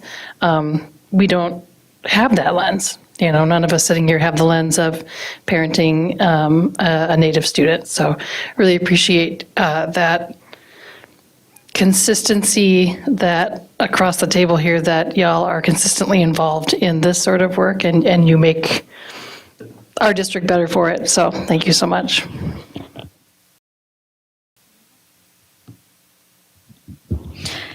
Thank you, Lacey, for being here. So I know you know this answer. It's going to be a hard one. Tell us a little bit more. Tell us a little bit more about the history of APAC and why does that exist and why there are only a few parents in it. Yeah, so this is just me talking, so I mean, there's probably way better sources to quote, so feel free to do that. But the history of APAC, there was legislation actually that was created by the Minnesota State Legislature that recognized the unique educational and cultural needs of Native students. And so because of that piece in legislation, that's really what prompted Indian Education Program Aid funding to be created. And so it was the acknowledgement that our Native students, based on a lot of historical happenings, currently carry with them a unique set of needs and a unique experience that is unlike any other demographic. And so the APAC is meant to provide that parent perspective and also different Native community perspective, because we don't have students at 742 just from Minnesota or just Dakota or just Ojibwe folks. We have Native students from across the way. We have people that identify with different tribal communities who are multi-ethnic, multiracial students. And so it's really that unique perspective that our APAC has been really afforded the opportunity, but also obligated, right? Because it's not always a comfortable space to be in. Sometimes it can feel like you're really trying to continually prove your value and your worth in a space over and over again because of the small numbers of people, because of the lack of conversation, because of the lack of visibility that exists. And so the work of the APAC, the work of Indian Ed folks, I think I have a lot of respect for, just because it's that constant look, please care about us, please understand, please learn, please, help educate one another so we can all do better for our students. Is that my long answer? I didn't have coffee tonight, so these are might be my short answers. Not coffee And for I you may at just night. have a little comment on that coming from Alaska. Alaska is very strong in our traditional Alaskan Native resources. So it was a bit of a shock, I think, for me to move to Minnesota and not see the resources that we take for granted for our Native people in Alaska. So I'm really looking forward to working towards providing a lot of that and a lot more reaching out to get a lot more of our Native families in 742 to participate in this program. So So welcome to St. Cloud in Minnesota. You said that you have a lot to learn from us, but I'm just guessing that we have a lot more to learn from you. So thank you so much for being here. I'm happy to be here. So kind of follow up of that question, Lacey, why is it important?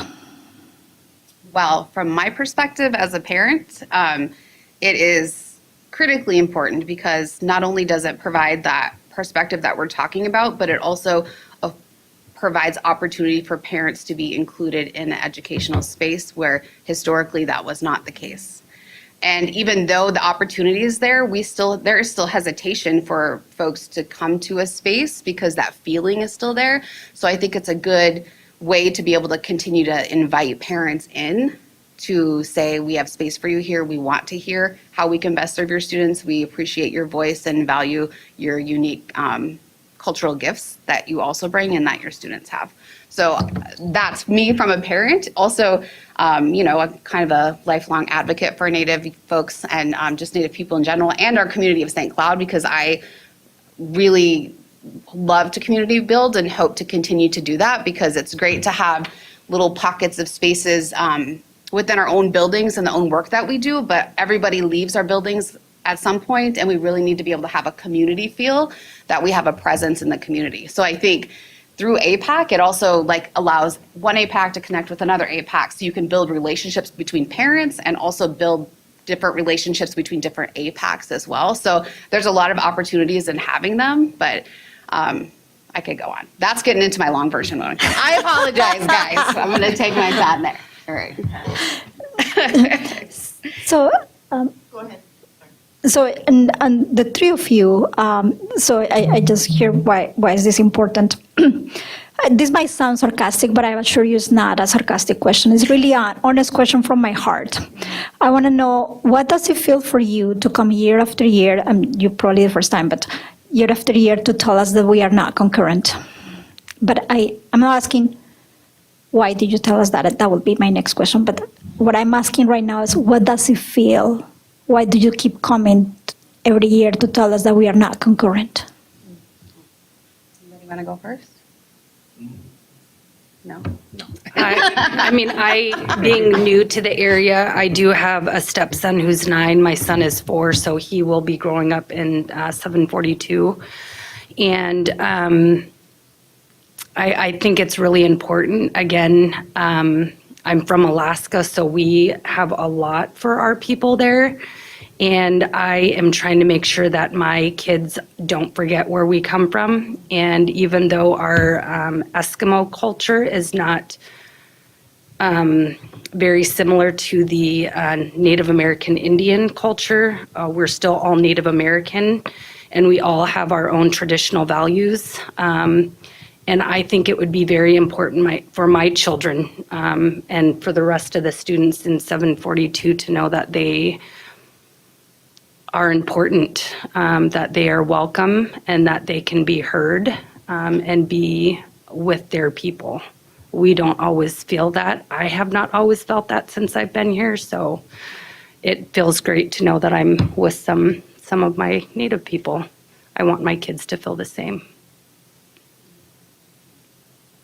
I would say the feeling that I have, though I've been in this seat a few times before, but thankfully in a different spot. But even here, I honestly, it's a little anxiety ridden, to be honest. It feels, the purpose, all of that feels great. It feels great to be able to get the voice that not a lot of parent committees get. It feels good to have the intentional, structured, legislated input that not a lot of parent groups are able to get.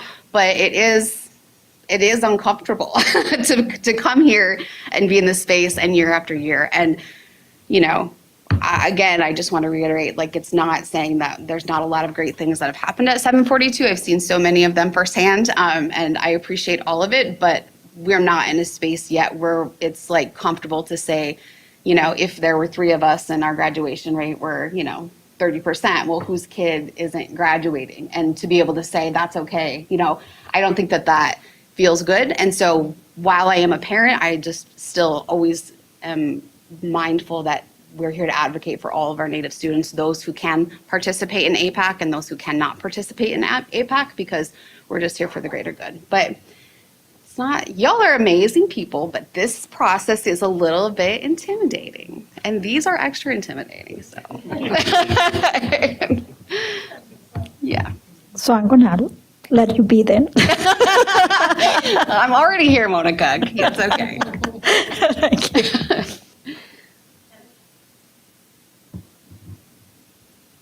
Rosemary, you already went to this direction a little bit, but when you talk about the resources available to you in Alaska, can you elaborate a little bit about, paint a picture for us of the difference that you've seen and what it would feel like or what it felt like there, what sorts of resources you experienced that made it more comfortable?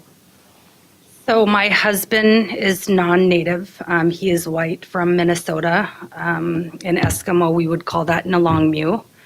So it was very exciting for me to have the opportunity to meet with Kip, and I think Ion was there, which was very welcoming. In Alaska, we have what's called Migrant Ed, which is similar to the program that Kip runs here. We, through that program, I think we apply and seek for a lot of more grants through the government. So through Migrant Ed, so long as you do your 3 weeks of subsistence per year and you could provide, dates and fishing and what you subsistenced for, they give all of their Native American students and even non-Native students, because we know that we're not just Alaska Native only, but we have people who were raised in our community with our people. Like rain gear, rubber boots, backpacks. I mean, it changes every year. So the funding that they provide is to the Migrant Ed students. We also have driver's education. We have it's called NACTEC. So the 22 tribes in the Bering Straits region. I'm from Nome, Alaska. The tribe that I'm from is Solomon. It's no longer a community. It's more of a camping site. But all of the 22 tribes could send their students to this NACTEC program, and they provide life lessons, life skills, should you be out in the middle of a blizzard, how to save yourself, how to build a tunnel, swimming lessons, construction lessons, driver's lessons. They have a lot of different programs through that building that provides opportunities for the students in the whole Bering Straits region to fly into and house. And it could be up to a month, it could be a couple of weeks. And then a lot of, I was on the Coercville Board of Directors, which is recognized through the government highly as a role model. So they also support all of the schools, all of the programs in the Bering Straits region. So they do provide a lot of donations to any type of programs should somebody recommend something. I feel like we have a lot of funding that comes through our state that we thrive to pursue. And our state is largely outnumbered with Alaska Native people. So I hope that answered that well enough.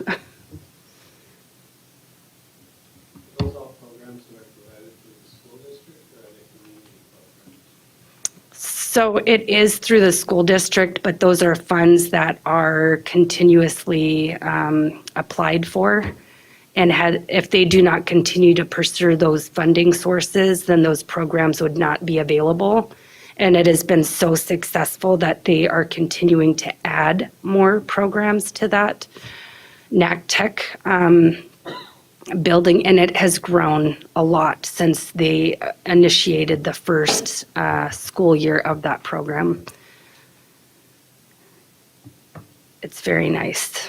And it's great to see the people in our region know that they can come to a larger community to be able to learn something that they might not necessarily be able to in the village.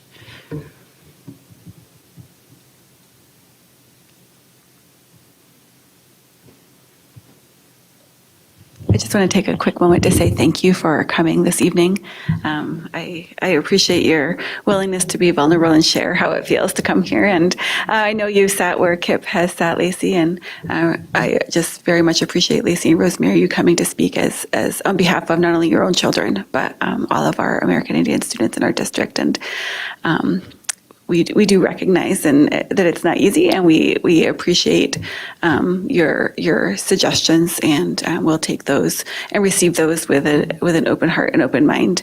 And I want to say, since we kind of blended one into the other, I want to say how very much I appreciate the blending of this group of people here, right? Lacey and supporting Kip, and Kip building on the great work Lacey has done, and really taking it and making it something of your own and our own in this district for our students.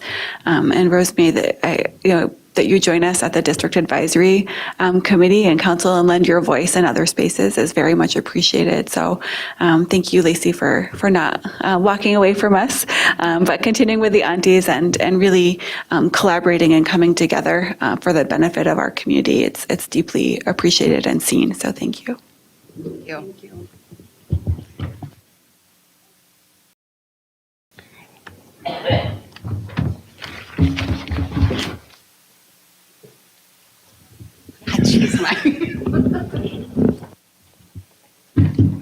Okay, next we have approval of tentative agreements. Presenting tonight, Tracy Flinbo, Executive Director of Human Resources and Labor Relations.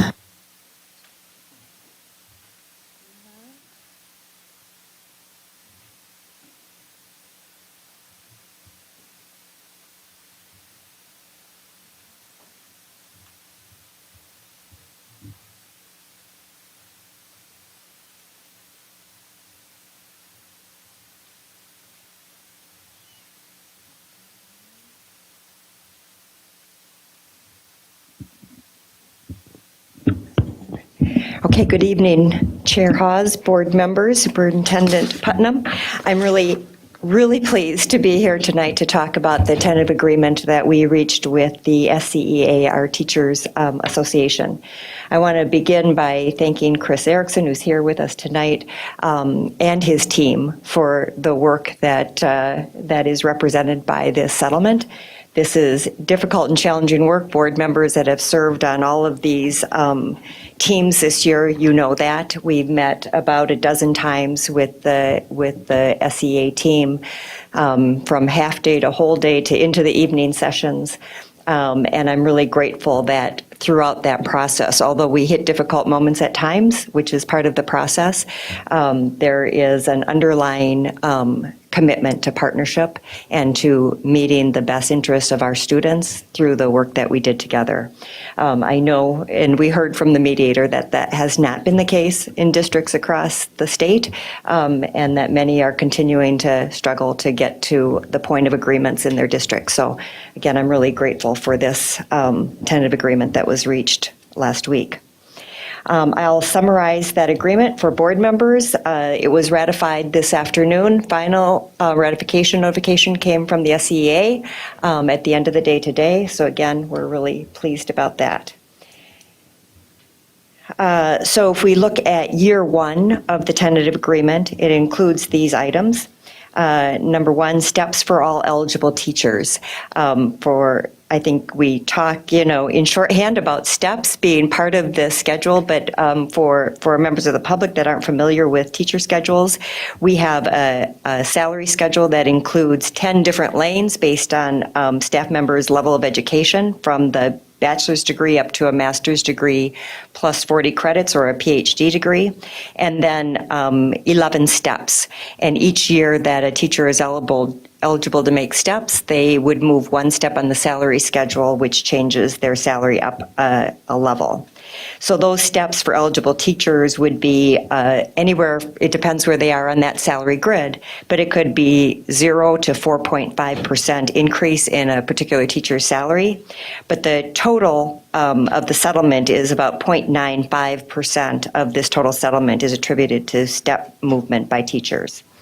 In addition to step movement, all teachers will receive 4% on the regular salary schedule, and that will also extend to our high school extracurricular schedules and our elementary extracurricular schedules. They will see an increase in the family insurance contribution from $1,039 per month, increase to $1,090.95 per month, effective March 1st.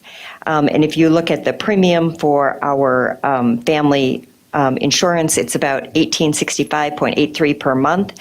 And so the district will be covering with that increase about 58% of the family health insurance cost each month for our teachers. I'm also really pleased to say that the board provided support and funding so that we can extend that through Me Too agreements with all of our other groups that have settled. And so all of our district employees on family insurance with settled contracts will see that change effective March 1. There is also an increase in the hourly rate from $35 an hour to $40 per hour, also effective March 1. There's an increase in the stipend rate for our summer professional development work that teachers do some days for perhaps 2 days during the summer or half-day increments. And that moves from $140 per day and $70 per half-day up to $160 per day and $80 per half-day. Throughout the years, we have matched that daily stipend rate to our daily substitute teacher rate, and the daily substitute teacher rates raised last year to that level. So that is following that pattern, historical pattern. And then lastly, in year one, the teachers that return to support us on return from retirement agreements, we often and gratefully have teachers that retire and agree to return when we have a need for teachers in vacant positions, and they'll return on one-year contracts from year to year. And typically, they have been coming back at step 7, and now they'll be able to come back at step 8 to, again, just to provide some additional incentive and encouragement to help us fill vacant positions in the district. In year 2 of the contract, we are eliminating step 1. The purpose of eliminating that step 1 is to make our beginning salaries more competitive. And with that change, we would be ahead of most of our neighbors and equal to one of our neighbors. So it really puts us competitively in the right place to be able to attract new teachers. Secondly, steps again for all eligible teachers, and in the second year that represents about 0.80% of the total settlement. There would be a 2.25% increase on the regular salary schedule, which also extends to the high school and the elementary extracurricular schedules. A realignment of our SLP and OT positions. Those are our speech language pathologists and our occupational therapists that provide very specialized special education services for our students to the MA plus 40 lane. All of those positions need a master's to do those positions, and so we will have SLPs and OTs across the salary schedule from MA to MA plus 10 to plus 20, plus 30, and plus 40.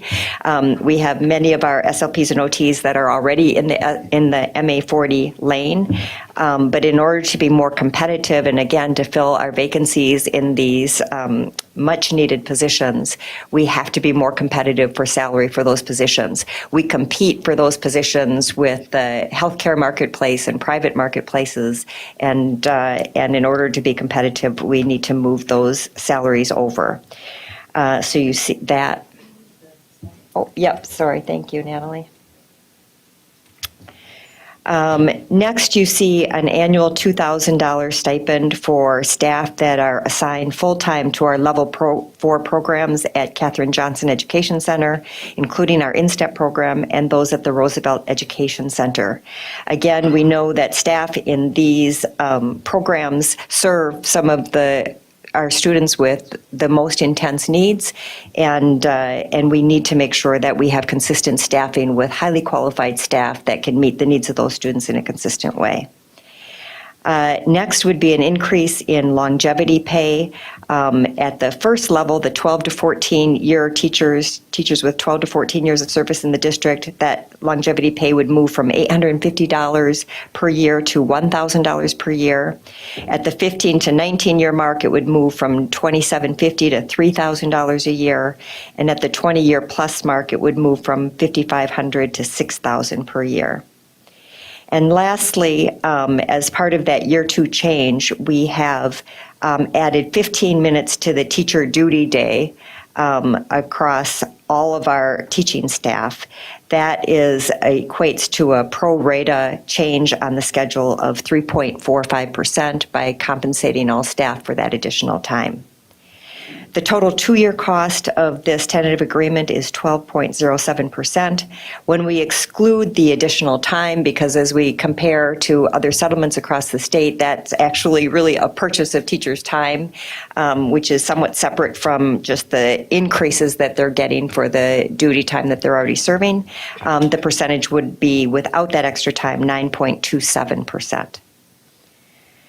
So that summarizes the agreement. Again, in addition to these, this is a brief summary of the financial agreements. As board members that were on that team know, we spent the first 10 sessions reaching agreements in high partnership with the SEA around all sorts of other teacher needs, and those are incorporated in the memorandums of agreement regarding special education and AVE and other kinds of items across the district that were resolved as well. So these represent the main financial commitments. Any questions? Anybody have any questions, or Al? Tracy, I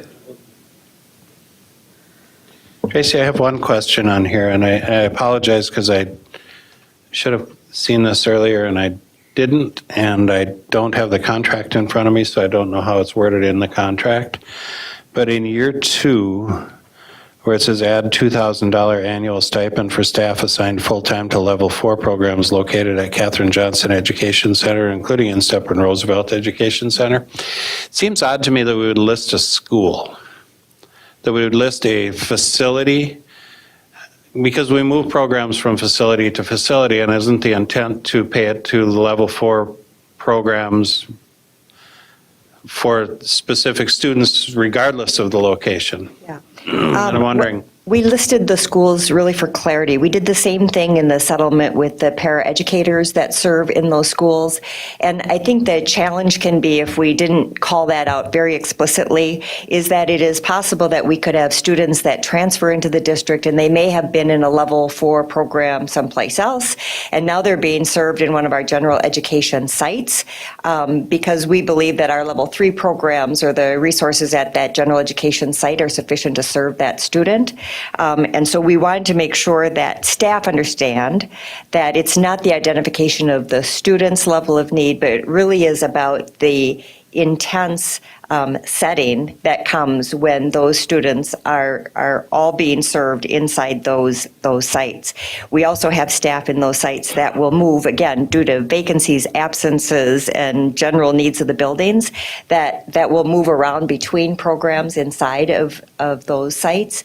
And so it seemed important to make sure that special education educators throughout the district understood that in order to earn that stipend, you had to be full-time in those sites.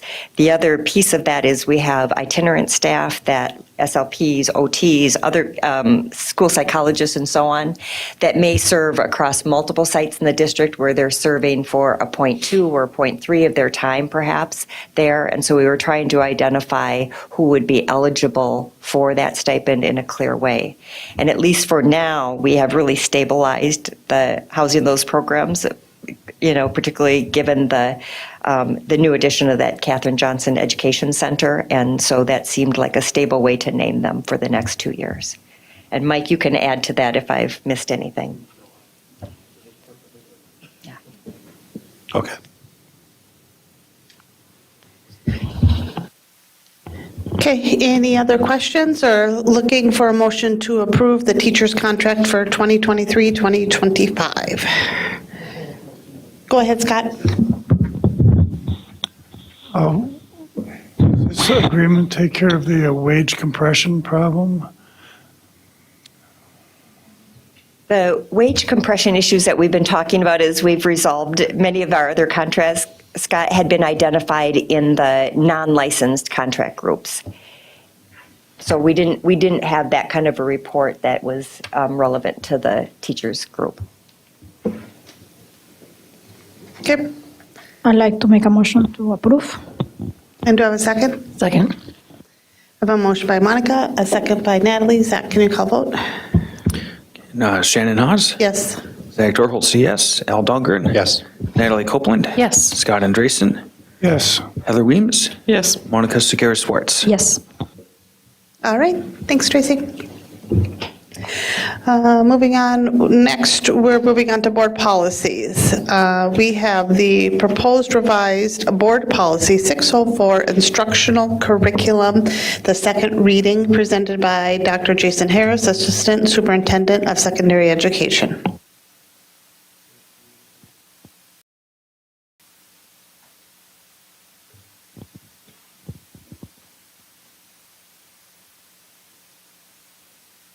I'm just getting my technology up. Good evening, Chair Haas, Superintendent Putnam, all the board members. As I get this up and we go through policies, I heard your, we gotta go through policies. We're gonna make this fast. One of the good things is specifically with this is we're finally getting down to all our legislative changes from 2023. These 600 policies, we're wrapping them up tonight, me and Mike. One of the good things, thanks for all our board members that are on the policy. One of my learnings is we got through how many policies? 30 policies in the time. And we laughed when I got to my seat in June when I was like, I'm learning the game and I get in the hot seat. I learned a great lesson of how to take 30 policies from a new, specifically legislative session. One of your going down into the books of what we've done. We're wrapping up here with this. And so it was just great to see. Again, you heard it tonight. All the great things that are happening within our system, from Principal Branton to our APAC folks that we saw the experiences, right, that we're offering our kids, and that's what we want to continue to do, create those experiences. It starts with the curriculum, and Board Member Weems asked specifically after elementary, it's the offerings and opportunities. So you've done some great work on, I talk to folks all across the country and they're not happy that we just settled a contract. That's huge. That's so huge. And so I just want to take that time because I sat here and just like joy that I had to get this out quick, but it's still in the way of the policies and just what's taking place. Talking to folks, I just came back from a conference that our folks from all over the country. Thank you for what you do every day to make sure our kids get a world-class experience. And talking to those folks, we're right and beyond. You asked the question, yes, the students that stay with us, they're getting out and they're doing great things, right? We need to understand the mobile students that come to us, Derek hit it. Get them where they are and grow them to where they need to be. And I just think through my learning and policies, it starts with some of the curriculum things that you have done here, and we've now, in my learning, have done. And so you didn't have any recommendations around the new policy. We went all through it. CTE, we just got approval for. Superintendent Putnam just got approved, and our school district is approved for our 24-25 CTE programming. So we're right along and measuring and making sure we keep relevant curriculum around CTE. We put it towards the designee. All the requirements are still the same. We are giving opportunities for kids in multiple ways around the academic standards. We have a review process and we're making sure it's efficient. You heard parents here. We want to get them on, here's how you review a curriculum. Here's what we see in here. I think we have it from breaking these all apart in Roman numeral 5, 6. We just broke out CED, CPR specifically we have all these already in practice. We broke out to college career. You heard it tonight. They took 12 students and making sure our Indigenous students are getting the opportunities. It starts right here with the curriculum.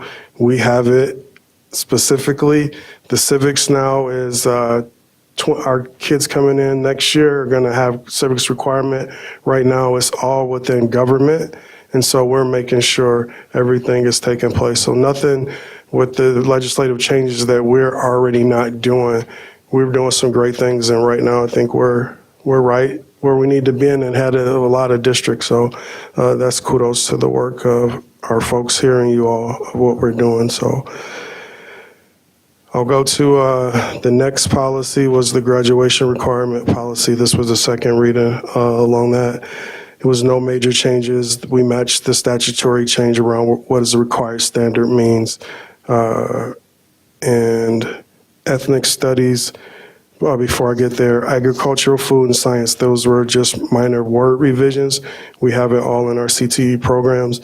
And then ethnic studies was a requirement for the upcoming year. Our ninth grade students are currently going to have a requirement within that. Currently it's being taught at one of the high schools. And so a lot of school districts have to put this in place. We have it in place now. We just need to see how we grow it and continue to improve what we have. So those were the two policies around that. Any questions or any recommendations? Or I'll turn it over to Dr. Rivard. Anybody have any questions or comments on those second readings? All right, thank you very much. Yep, thank you.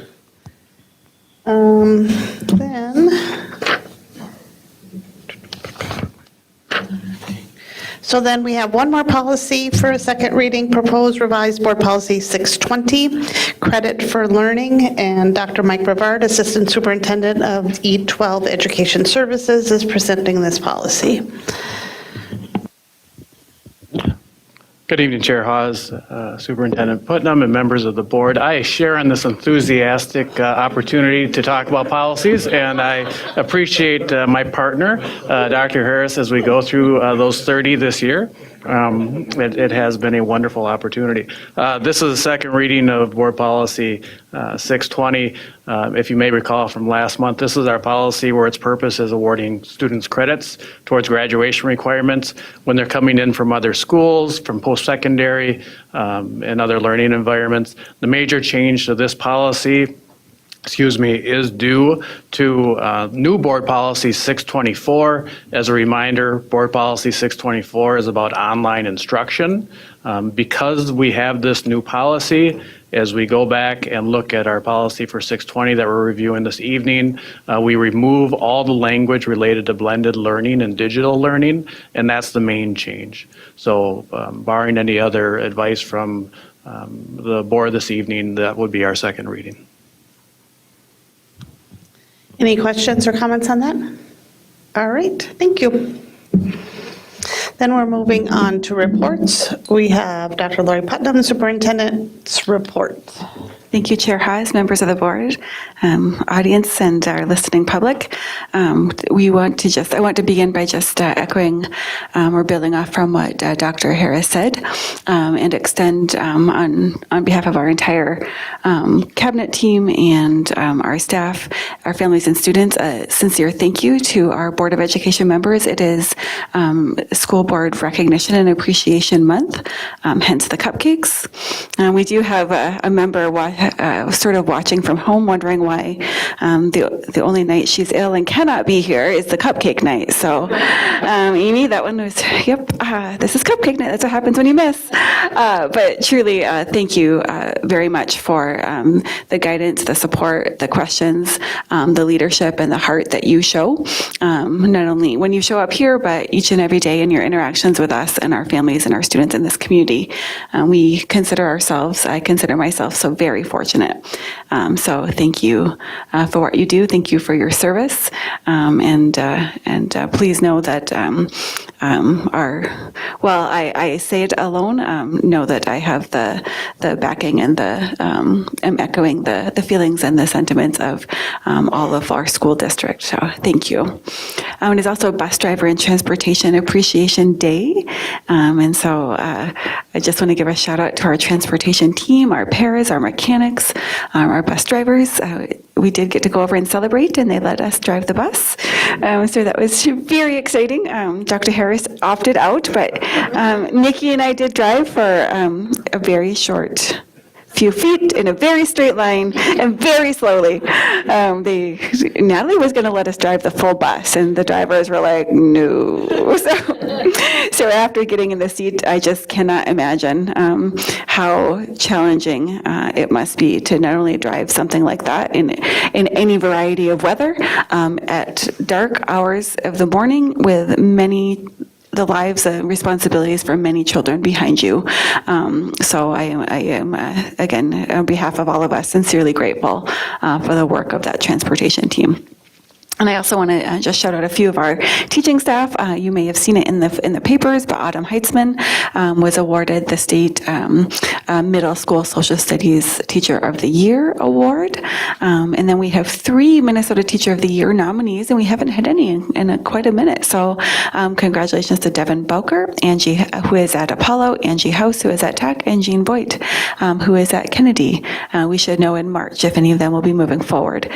Congratulations to them. And then just an update that Mike, Dr. Rivard, and Director Omar and I were in San Diego this last week at the National Conference on Education, attended by superintendents nationally, as well as other district leadership, and we were presenting on Somali dual immersion. And since we're the first in the country to launch a program like that, it was a really exciting opportunity to be able to share that work, and was very well received. And again, appreciate the support of this board and this community in making something like that happen for our students and families. So thank you. Thank you. And then we're moving on. Scott, did you have a question? Okay, we're moving on to Board of Education Standing Committee reports, and I believe we have 3. We have Achievement, Integration, and Equity Committee Chair Natalie Copeland. Thank you, Chair Haas. Yes, we met today. We talked about the American Indian education presentation, which you've already heard, so I won't go into that. And then we continued our robust discussion of a portrait of a 742 graduate. And this time we decided, after spending the last 5 months discussing and brainstorming as a committee, we talked about next steps for this first planning and feedback year of what is to be a 3-year plan to define well-rounded education in our district. And our next meeting is March 20th. Thank you. And then Board Finance and Audit Committee Chair Al Dahlgren. Do you have one? Nope. Personnel Negotiations Committee Chair Monica Segura-Schwartz. Thank you, Chair Haas. I'm looking forward for that, Natalie, that report. So, Personnel Negotiations Committee meeting, we met today. We all were there. So, Shannon, Natalie, Tracy, and Lori. Everybody know who writes, sorry, from informality. So we talk about the contract agreement negotiations. We discussed the St. Cloud Education Association and the clerical unit, CEU. Then we talk about administration providing an overview of the annual staffing process, which is underway for 24-25 school year. And that concludes our meeting. Okay, thank you. Yep. I think Finance Committee did meet, but Amy was out today, and so I don't have a copy of the minutes. But the entire meeting, the only thing that we had a discussion around was Apollo and the subject of I believe it's coming at our next meeting. It's the Apollo vision. So. Okay. That's all we talked about the whole time, but I didn't have minutes, and that's. No, that's fine. I have it down for February 9th that you guys met. Okay. And Scott, you didn't meet, right? Okay. Perfect. All right, last up for tonight is that we have future agenda items. The March board meeting and work session topics will include One District, One Book, 10th anniversary, approval of 24-25 school calendar, approval of tentative agreements, the Apollo Vision, schools update, and if we're lucky, some more policy readings. At this time, does any board member wish to suggest a future agenda item? Yes, I do. There's been quite a few changes in state law regarding civics. And as it turns out, we've had 2 social studies teachers that have done a terrific job of analyzing this law. And they made a presentation to the League of Women Voters on Saturday, I think it was. I'd love to see their presentation here.